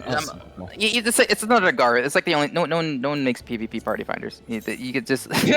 True. I mean, unfortunately. So if you go to party finder, go to PvP. Obviously, I can't look for myself. Yeah, I got it up on screen here. Yeah, perfect. All right. We have Vener Silva on Astra, Audrey V on Umbra. Audrey v. Alright, Deadbeats, who 1v1. did compete in the tournament. Yes, we got Veneer on Culinarian. Yeah, a very interesting choice. I mean, the food buffs may help in the pinch of battle. I do note as well they can apply a dot with their walk if they heat it up before engagements. It can work, but I think they do get heavily countered by by a blacksmith, because the blacksmith can just melt their gear. So that's just desynthesize them. So especially if you're going with the cheese armor, that does have a high melting point, but it can burn and crust maybe, which could offer. It does. It does work well if you put a botanist with the composition, because then you can just have the botanist constantly feeding materials into the culinarian. That's true. So yeah, I forgot about that synergy. The load and the cannon. Yeah. So if they run that and maybe a fisher as well, they could maybe also bait enemies into coming in, so then they can get a nice little combo going on. Like, I think it's entirely possible. Triple hooks is a really good CC. I'm just full of shit. Unironically, okay, one of the things on my wish list for CC, or even just what do you call it, PvE. AoE Blota. You pull in multiple people. You absolute monster. Please no. Do not. Like, Yoshi P, if you're listening to this, do not do this. I swear. Please. Oh my god. It'd be nice it's for, like that. For PvE though, right? Because you can just pull in and bind like multiple mobs. It makes AoE easier. I mean, it's like that one scene from Heaven's War when you find the Warrior of Darkness and he just bloaters everyone. I was like, that's cheating. Exactly. That's what I mean. We got Reigns. Okay. But if anyone wants to hop in, Gidson as the party finder on stream. Yes. Anyone can join. Anyone can join. We're just here to have some couple of fun. Anyone. We have like 30 minutes. Doesn't matter who you are. If you're you've been watching the tournament, maybe you thought I'd like to play a little bit. Just hop in. You got Gidson and Aeon to do some commentary too. You said anyone could join in, right? Yep. Did you know that Gidson qualifies as anyone? Gidson almost qualifies as anyone. Gidson actually qualifies as someone who is commentating. Oh, dang it. Whoa, and the party One more for spot. Alliance B has been filled. We have one more spot on I will Alliance be right A. back. Oh, yeah. Where are you going? Oh, okay. I mean, to be fair, we have been commentating non-stop for. Yes, yeah. No. A break probably will be needed. Just a wee little break. Yeah. As long as it doesn't fall down to me doing commentary, it'll be fine. I don't know who wants to hear. Are you afraid of commentary, Gary? I'm not afraid of commentary. I just know what it's gonna be, and it's gonna be like, oh wow, look at that. There's that. Oh, we have enough people. All right. Gidson. Yuri Tyrannus. Look at that. All right, so we got a full team on both sides. This is the true pickup experience. You just join a random party, you spin the wheel. It's almost like we're playing solo queue. But, yes. I don't know if there are any channels for people to go in, not like this. Are there? I think that's Gidson coming back. I think it's like Hangout 1 and Hangout 2. Maybe if teams want to hop into Hangout 1 and Hangout 2, they should be open to. Yeah, if they want to just do comms. I mean, Yeah. All right, it helps. Yeah. Hang out. Yes, Audrey. So everyone here, we'll do a quick ready check. So if you're on Team Astra, you could probably join Hangout 1. No one's really in there at the moment. And if you're on Team Umbra, you want to talk to people, you can join Hangout 2. Alrighty then. Let me make sure my well, I want to see how socks.cc works. .socks.cc. You have activated socks.exe. Yeah, we no longer have GDT and Comp 1 playing. I just put it, I guess, Feywilds versus Asians, because the Asians was probably one of the favorite team names I saw, plus the picture. Actually, the Obedient Little Bees was a real fan favorite across you're right. And they were, unironically, one of the better pickup teams, too. So good. Yeah, they were so well. surprised. They put up a huge fight against Let Them Fight. On the first engagement, they got the first blood. I was like, hello? Yeah. That's insane. We're going to Palestra here. So, Can't you like manually type in names though? Can't like Nah. can you just be like team you one could and type in team names, honestly. like this feels like what's this identity theft? Okay. I mean, you could just to add in the names manually on each side, like just go Umbra Astra. You know what I can add in manually? Oh well, there we go. One beverage to the chat. All right, well Audrey's got her team in VC for the most part. All right, so for those watching the VODs, this isn't actually the Obedient Little Bees, nor is it the actual Asians. I guess this could be just their nominated champions, we can call it. Well, hang on, we got someone on Astra who I believe was on the bees, right? Oh. Was it the Bard I saw? Let me check. Dore. LC Hart, I believe. Yuri, the dancer? Chotomate Kudasai. Yes, they're in their Obedient outfit. Yeah, look at it. They are! There we go! The nominated champions and Yuri as well. Oh, alright, nominated. See, I knew it. I didn't even look properly and I already knew. You knew it in your heart, though. Yes. Oh, perfect. They all join the same VC. Right here. All right, Oh my, we have Fen Ableist making a quick G pose here. Of course. You gotta, you're on the stage. You gotta do it, capture the moment. Oh man, that's good. Okay.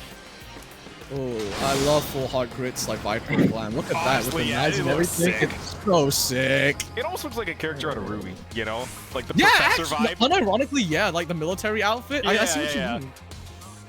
It's sick. I love that. That comes from Alzadal's Legacy, my favorite dungeon. I actually grinded out the chess piece. Oh, Radiant's because getting I down don't here. drop it. Almost getting down, but we've also got on Umbra's side Mirrance, Radiant, the Dragoon, no Purify, he's in life. Ooh. And they'll be taken out by Full Heart with a nice little rattling coil.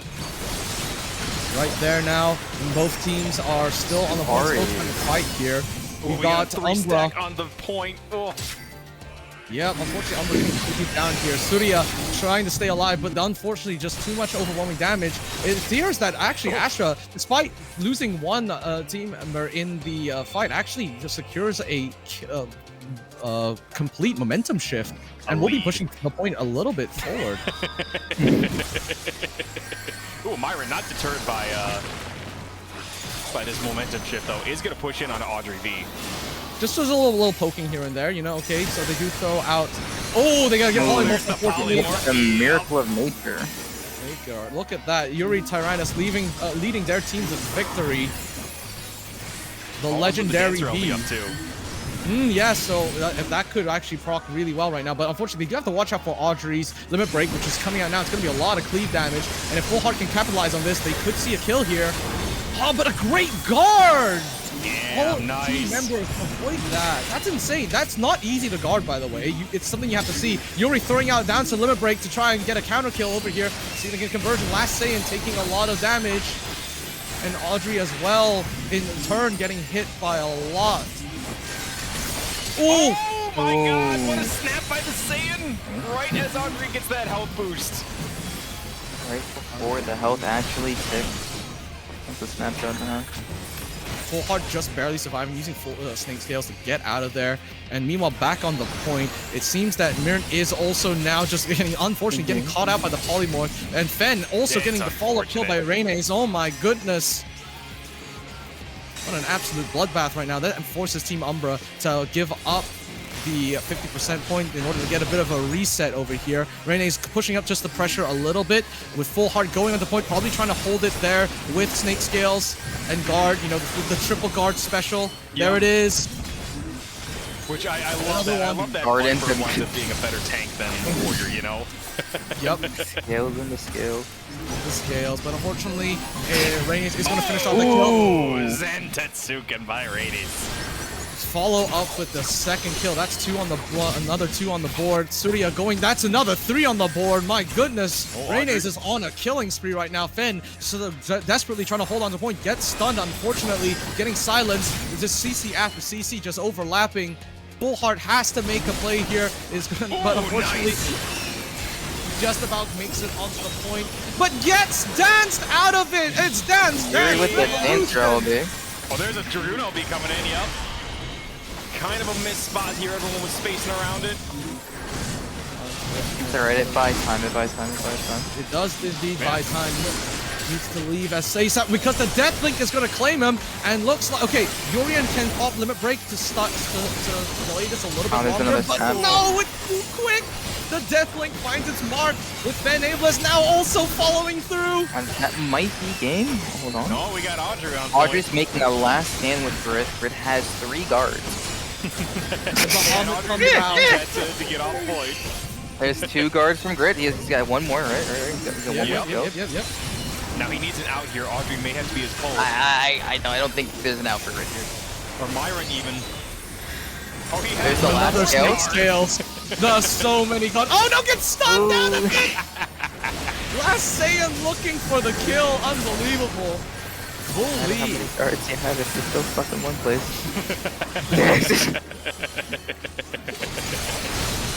Oh, that's a lot of great damage on the Umbra there. Oh, and that's Aines with 10 kills. When someone said in chat, when it rains it pours, and yeah, the kills are just pouring in. Yuri again stopping any sort of push into the point, just killing any hope. This is the obedient little bee who we're talking about. Yes, sir!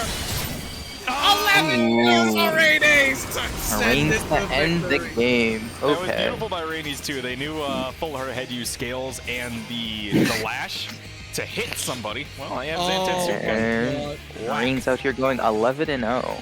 11 and oh my goodness. Beautiful stuff. I did get a ping. Please tell me that wasn't from production. No, it was not. Cool. All right, we're still good to go. So gotta say, you know, Team Astra looking like they need a Team Astra what map? Yes. No, wait. Isn't it loser picks? Winner's advantage. Oh, winner's advantage. The rich get richer in this stream. Oh, wait. Oh. Team Oh, Umbra, man. listen. I may have gotten who was confused. Okay. Thank you, Audrey. We're going to Clock Town. Audrey already knew. Yeah. Audrey understood. Yeah. Clown Town with Axe Gaming. And wait, hold on. We have 2 ninjas on Astra. Is this tournament legal? Okay. Yeah. Tournament fine. legal? No. But we're not in tournament anymore. Well, we're just having fun. Okay. Fen was getting their snapshot for the G-Post contest. You gotta appreciate the hustle. No, really? Gotta appreciate the hustle. You know, Also, while we're doing this, once again, you know, shout awesome. out to the Extra Life charity. We've raised. Gidson, where's the bar? show them the bar, Gidson. That's an excellent question. I think we're at 11,000 right now. I think the next charity goal was like 13 grand, but 11,178. Yes, that's where we're at. Why is that? But for everyone else, Gidson, watching at home. Yeah, I'm not sure why that's. Oh, you might have grouped it, right? So it might be under like a folder. Oh, I did group it. Yes, you're right. Yeah. So. All right. Well, Gidson Okay. sorts that out. We have Team now Umbra everything's- looking to make this a 1-1 game to get this to game 3. The double have- ninja. Double ninjas. Okay. We got Sasuke and Itachi, you know, that's what we're going on. A double ninja setup. Let's see if it works. I mean, they do have the home advantage in Kugane, so Yeah. let's see how it is. They even got like the trick doors that the ninjas use, you know, they can like swap around. It's crazy. The RP is crazy here, let me tell you. All right, as we enter into the first engagement of the. They're looking to go. Yeah, go on the mats. Go on the mats. Oh. No one flipped on No the one mats. flipping. Hang on. Wait, it's not over yet. We're still fighting on the mats. No one flipped on. What? No one's that actually godlike players. Everyone here. No one got flipped. You'll love to see it, honestly. It's like, I don't know, it's like dodging asteroids in an asteroid field. Yeah, like a minefield, I guess, if you think about it. Castle wrong and under 12 parsecs. Oh. Alright, Full Heart now kind of caught out, needs to back out a little bit. That's like the thing about like Reaper as well. It does allow for some great mobility as well as sustain. It almost acts as a bit of like an off tank really at times. Oh my god, there was a lot of pink mat. My goodness. How have we not seen a mat flip yet? I am shocked. Yep. Same here. Mert, I am shocked and appalled by the lack of flips in this game. Mert taking a lot of damage here, and that looks like going to be like Full Heart now also on the point by themselves.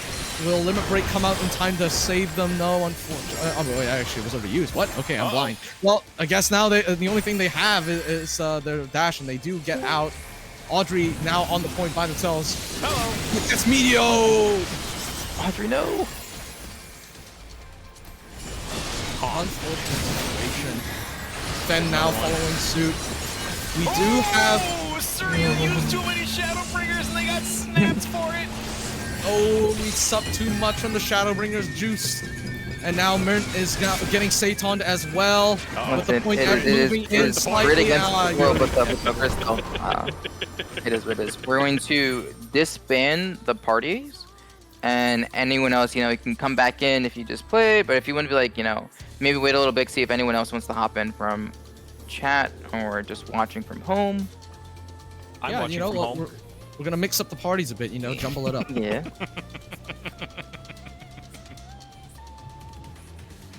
Yes, and GG's everyone. But I will say, I don't know, man. Astra be a bit sus with the double ninjas. I don't know. Oh, that was mean. That was really, really mean. All right, we're just going S and to H, my head. remake and put it back up. Hop back into spectator, guys. Okie dokie. We probably have 2 or 3 more sets of these. We got 20 minutes. Okay. But while everyone is hopping in, get to join yourself and then leave the party finder up. Don't join that. That's kind of weird. Okay. Don't join the other party there. Join our party under Garu. Yep. You were saying no one makes PvP party finders. Yeah, I say that, and then someone just Wait, actually, never mind. It isn't a part fight. Never mind. Belay that. I just read it. Yeah. Okay, now people are actually joining. All right, cool. While everyone's joining in, there's 4 more spots. If anyone, 3 more spots, 2 more spots. I'm gonna stop. Going once, going twice. Going one. The Extra Life charity. I think there is another goal. Yeah. If we can get 13,000 raised for Extra Life by the end of the day, there are 4 more prizes that were announced. Looks like a nice, really cool custom-made mug. There's some art. The pottery lottery. And there's also, you can get your own regulator, custom-made regulator from Polygot Crafts. It's really cool stuff. So let's see if we can hit that 13K goal. We need another about $1,800 to raising money for charity with Extra Life. So we have everyone here. We're going to start up this game. Let's just check. Teams have been swapped around a little bit. We got some new people in. We're going back to Palestra. Let's go. Also, big shout out to Polyglot Crafts. Actually, they made the trophy for the last year's LunarCon PvP tournament. It's really well made, and they were like tell us about how nice it was. As someone who won the trophy, where do you keep that actually? It's right. Actually, it's on a shelf, and it's standing next to the other Final Fantasy merch, including the special edition of FF16.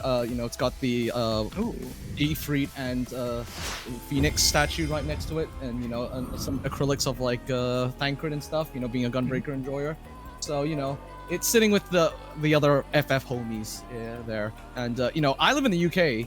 And Polyglot still got the trophy to me in pretty few time as well.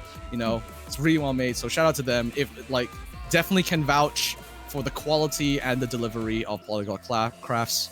and the craftsmanship as well. Yes, and it's a raffle from anyone who donates. So it doesn't really matter how much you donate, just the fact that if you do donate, you will get entered into the raffle for some of those extra prizes.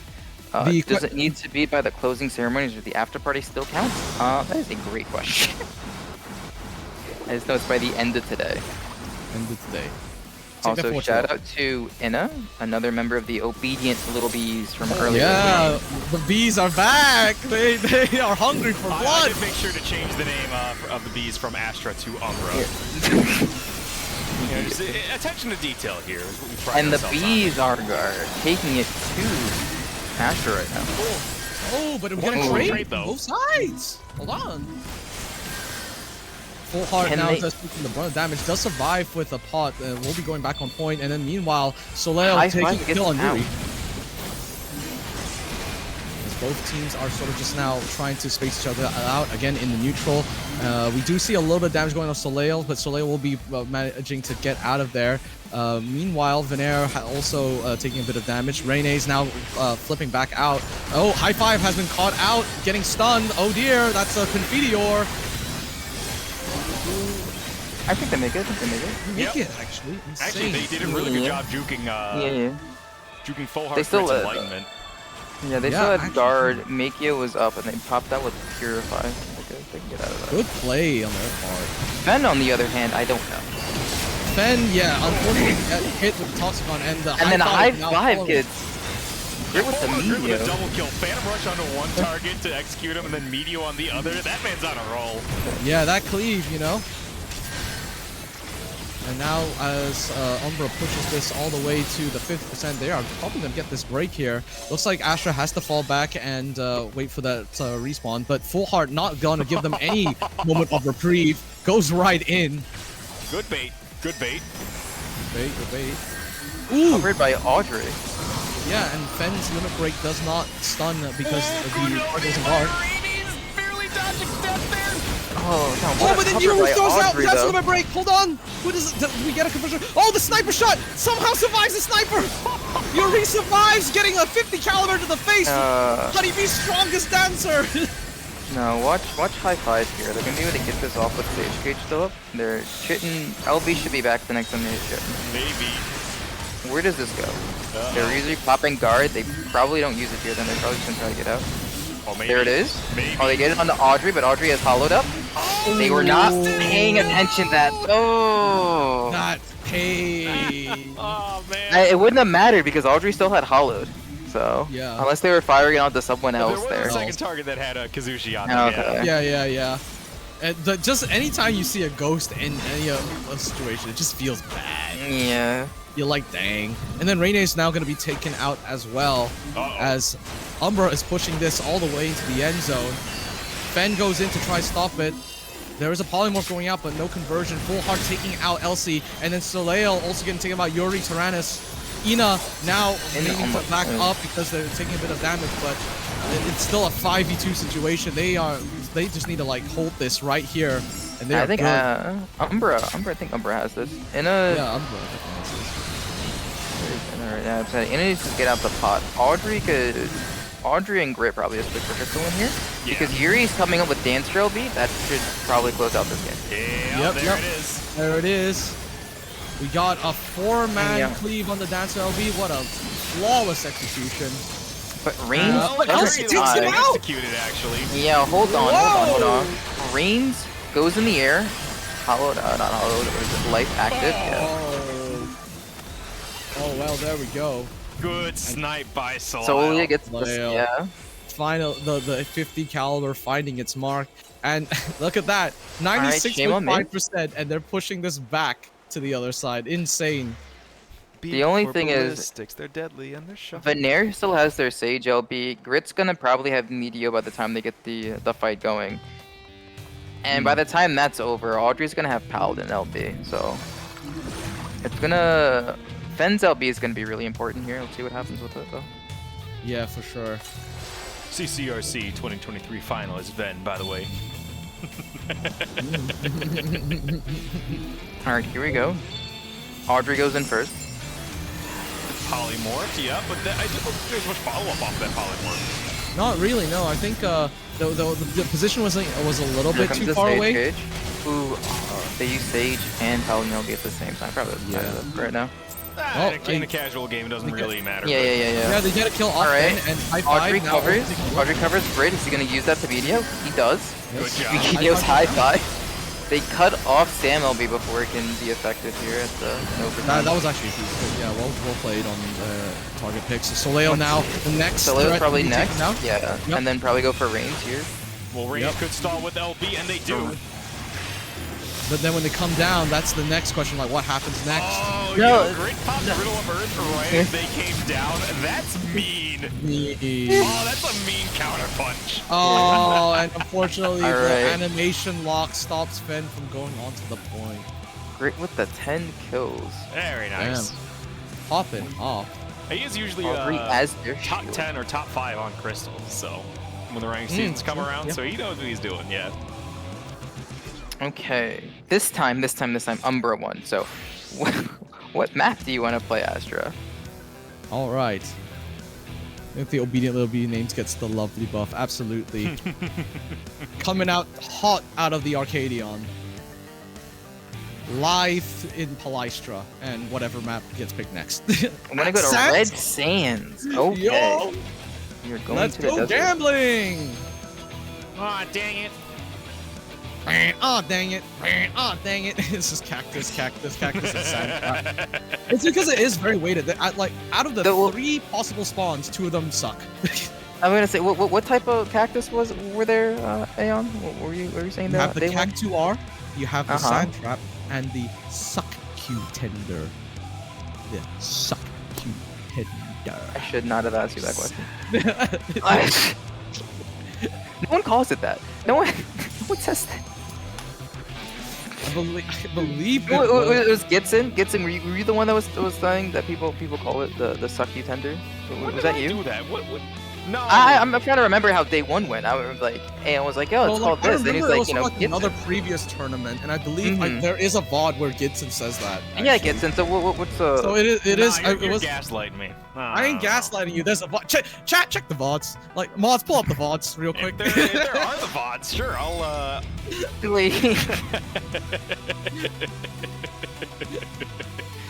It's It's the Luna Tender. let's The go Luna for Tender gets bragging you a rights shield. real quick. Let's go to the Lunar bragging Tender, yeah, rights. the Looney Tender, yeah. It's the lunar. How do you get whatever? But are we on the moon, Gary? Because Are we on the it's moon? the Queen. That's on the moon. But what? But how does something from the moon appear on Eorzea? Or I'm in- more curious about how these two teams are about to play on this map. Is that a Doton? No, you know what? No, I'm No, not. there's You a know what? Doton on the middle of the floor. Let's bring in Cyanotic Scribe. I think Cyanotic Scribe will have the answer to this. Oh my god. Yeah, what are the lore implications of the Luna Tender lore Queen implications. being under the goddamn desert? All right, let's go. All right, so. Oh, Fen going down the Hey, speed we lane, run taking early Gunbreakers on both position. sides. Hog. Let's go. Uh-oh. This may be the last game we play, or we may be able to get like one more game with people. But All right. let's see how this goes. Okay, no one's pulling out the Gidson special, so we are enjoying. No, the, they're just the going right in. assist. Audrey B with the Nebula just charging in there. Yeah, that's what you do with Nebula. It's free. It's free real estate. You go in. Oh, I didn't even notice the Sheen Stomp. Yeah, look at the initial mana pools and all that after that initial engagement. Umbra is just in the lead here. Yeah, for sure. Full Heart now kind of getting trapped in here with High Five. High Five like pushing up really aggressively, making space for the rest of the team so they can push up too. Full Heart getting stunned. The PvPrimal go out, so they swap onto Minair. Minair taking a load of damage now. Does get out just in time. Reyne's on the other hand getting incredibly burst low from the burst. Gets out with Sakuchi. No problems there. As Asher pushes this point ever so much further away from the middle. Oh, that's Looks a like good- High Five's Oh my gonna god, throw a the little break. double spins! The Beyblade battle! Oh, and they Oh. High Five comes out on top! I don't know. No, Yuri drops finishes off what Audrey started. Yep, you know what? Teamwork right That's there. what Gunbreakers do. We like to spin. And there Oh, we go. man. Looks like Oh my God. Umbra is going to push forward as Astra beats a hasty retreat. They want to go and reset and maybe play around Soleil's Bahamut LB. Well, I mean, Yuri has one too, so I mean, it really honestly depends. I think Umbra right now has the upper hand because if that gets buffed with Astro LB before it, oh, it's gonna be painful. Oh, and Umbra going in on Soleil in the Oasis. So it looks like she might escape out to the sand lane. You do get invincibility out there. Unfortunate. So Yuri gets shut down actually, which then allows Veneer and Fullheart coming into a trap here. Oh boy, oh boy, oh boy. Oh no, that's not good. Oh, Satan comes out. That's one link. So good. Got one link. Can we throw them the kitchen sink? Not quite actually. We actually survived that. Ooh. And Ben gets taken out by Fullheart. As Soleil throws out the limit break to maybe stop some of the damage. Well, they do take out Audrey in return. Fullheart now trying to back up whilst throwing out some flares. Oh my god, another limit break. Yuri. A lot of damage. Yep. Full high five not looking too healthy here. Might need to back out. I don't think yep, cuts the line of fight. Ooh, Veneer. Veneer securing that nice little triple right there. OT. High five. Down the Sorry, fire you get thrown to the wolves here. Yeah, I don't know if there really is an out here. Nebula can only really do so much. Yep, that is going to be it. I mean, you know, that was fine. Just die quick, but rather than sort of delaying it. Doesn't mean you can get the respawn. Fen does get caught out. Ooh, how many heals do they have? Maybe, I don't know if that's enough. I don't know, especially with the heat wave coming in. Yeah, even if you get past this, you need to get a pot off at the end. But Fen fighting it out. Tanky as heck, this Astro. I mean, they were alive for ages. And they do, as a result, manage to take down Yuri with the delay in the death. So actually, hold on, maybe it's not over yet. Audrey throwing out Limit Break in the Oasis, seeing if they can get a kill on Reyna's. Very, very close to death. Yep, Reyna's just gets absolutely obliterated by those dots. Yeah, between the dot of the, what do you call it, up the map. Yep. Fullheart grits. Oh man, let's see. Onslaught damage. Oh, beautiful burst. Very nice. Incredibly smart on Veneer here, using the raindrops to keep themselves Yeah, alive as a stall while they're doing this, yeah. getting their LD back, and turning that into I hope that stays fighting off. rework, honestly. Yeah, I hope that that does. That's actually a really cool mechanic. Veneer is like honestly just doing a 1v2 here until like their team like break kick it back to the Audrey, I think. Yeah, that was That's an my excellent CCRC call. finalist. Yeah. Just really using the map to their advantage. Alrighty then, Yuri throwing out Limit Break, High Five taking quite a bit of damage from it, but Nebula does in fact stifle some of that damage. They do have Limit Breaks on the hand right now. Audrey throwing out the LB. Doesn't quite find his mark, so High Five does it back in return. We get a stun on Audrey. No kill. Ina takes him out. Choked by that loop. The Sabatender. Yep. Now we're calling different things. I knew it. I knew it was him the whole time, calling it random things. No. It's because the Lunatic is the rainbow one. Yeah. I know. Yeah. Hey, Because she's the queen from the moon. All right, and Soleil unfortunately gets taken down, gets caught out on the point right now. Ben does have unfortunately gets taken out too. Good idea not using the LB there, because if you know you're going down, it's not going to do much. Yeah. It's a bit of a fortunate situation. High Five can hold this point. I mean, that's one of the beautiful things about Gunbreaker. Audrey does temporarily go into DPS to try to push the momentum, but switches back quickly to, you know, just play it a little bit safer, understandable. You know, High Five throwing some damage into Yuri. See if they get them out of guard. Whoop. We play here. Audrey throws out LB. Unfortunately, does not get the stun off, but there are 4 stacks on Reyna's right now, which it does get it just in time for the Polymorph to secure a kill. Umbra is about to have 3 or 4 LBs up. Yeah. If they just press them at the same time, this game's probably over here. Well, Fullheart and High Five are kissing in the Oasis right now, so we'll see if they actually coordinate. But... Yeah, but we got Veneer and Yuri. They're about to just... Gotta love the let's fight somewhere empty like approach from players like that. It's like Goku and Vegeta just fighting it out. Oh, that limit goes out. Do we get the stun off? Not quite, Yep, but we pop do get the there. stacks. Ooh. And honestly, okay, Full Heart was absolutely winning that 1v1, but Salal came in with the save for their teammate. Yep. Not but safe they for the broke game. Crystal. Alright, that is that. GG's to everybody. Look at Full Art That's pumping out here. the bees once Oh, again. They're 4-0 today. The makeshift bees, the remnants of the bees from earlier. Remnants of Really the bees. cleaning up. Alright, I've lost where well, while we wait to see when we're transitioning to the next one, I think we have the interview with the Q&A with the voice actor of Bako Jewel coming up soon. Thank you again to everybody for coming out. Big, GG's to everybody. Ah, yes, that's just the go for the other people. Okay. Well, while I get traded this, once again, big shout outs to like everyone who came down. It's been really fun watching all the teams and people participate.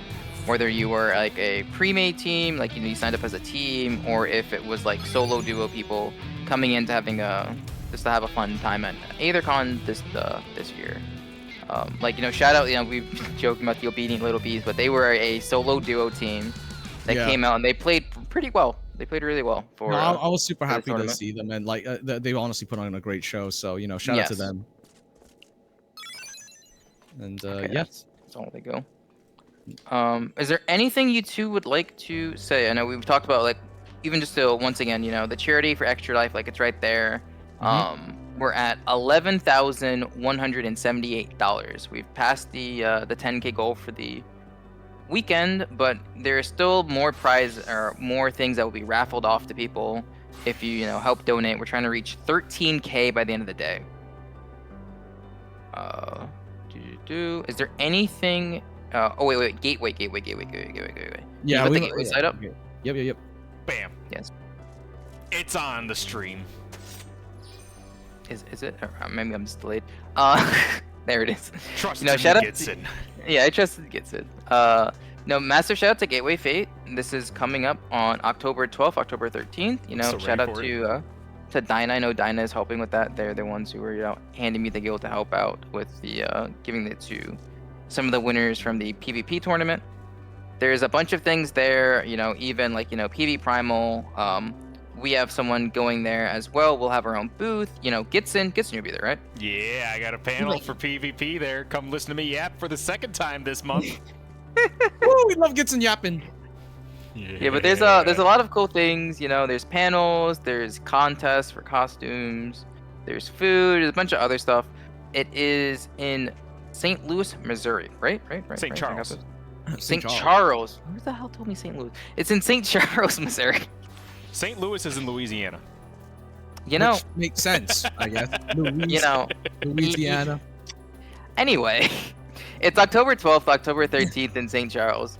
It's 45 minutes out of St. Louis. Well, that's close enough to be considered a subsidiary, right? And it's on Missouri. Yeah. All right, we're getting the call to wrap it up here, so. Are we? Yep. Oh, perfect. Right, Okay. Well, any last words from you two? I just have massive shout out again to PvP. I love PvP. Man, I love PvP. The inside voices, guys. No.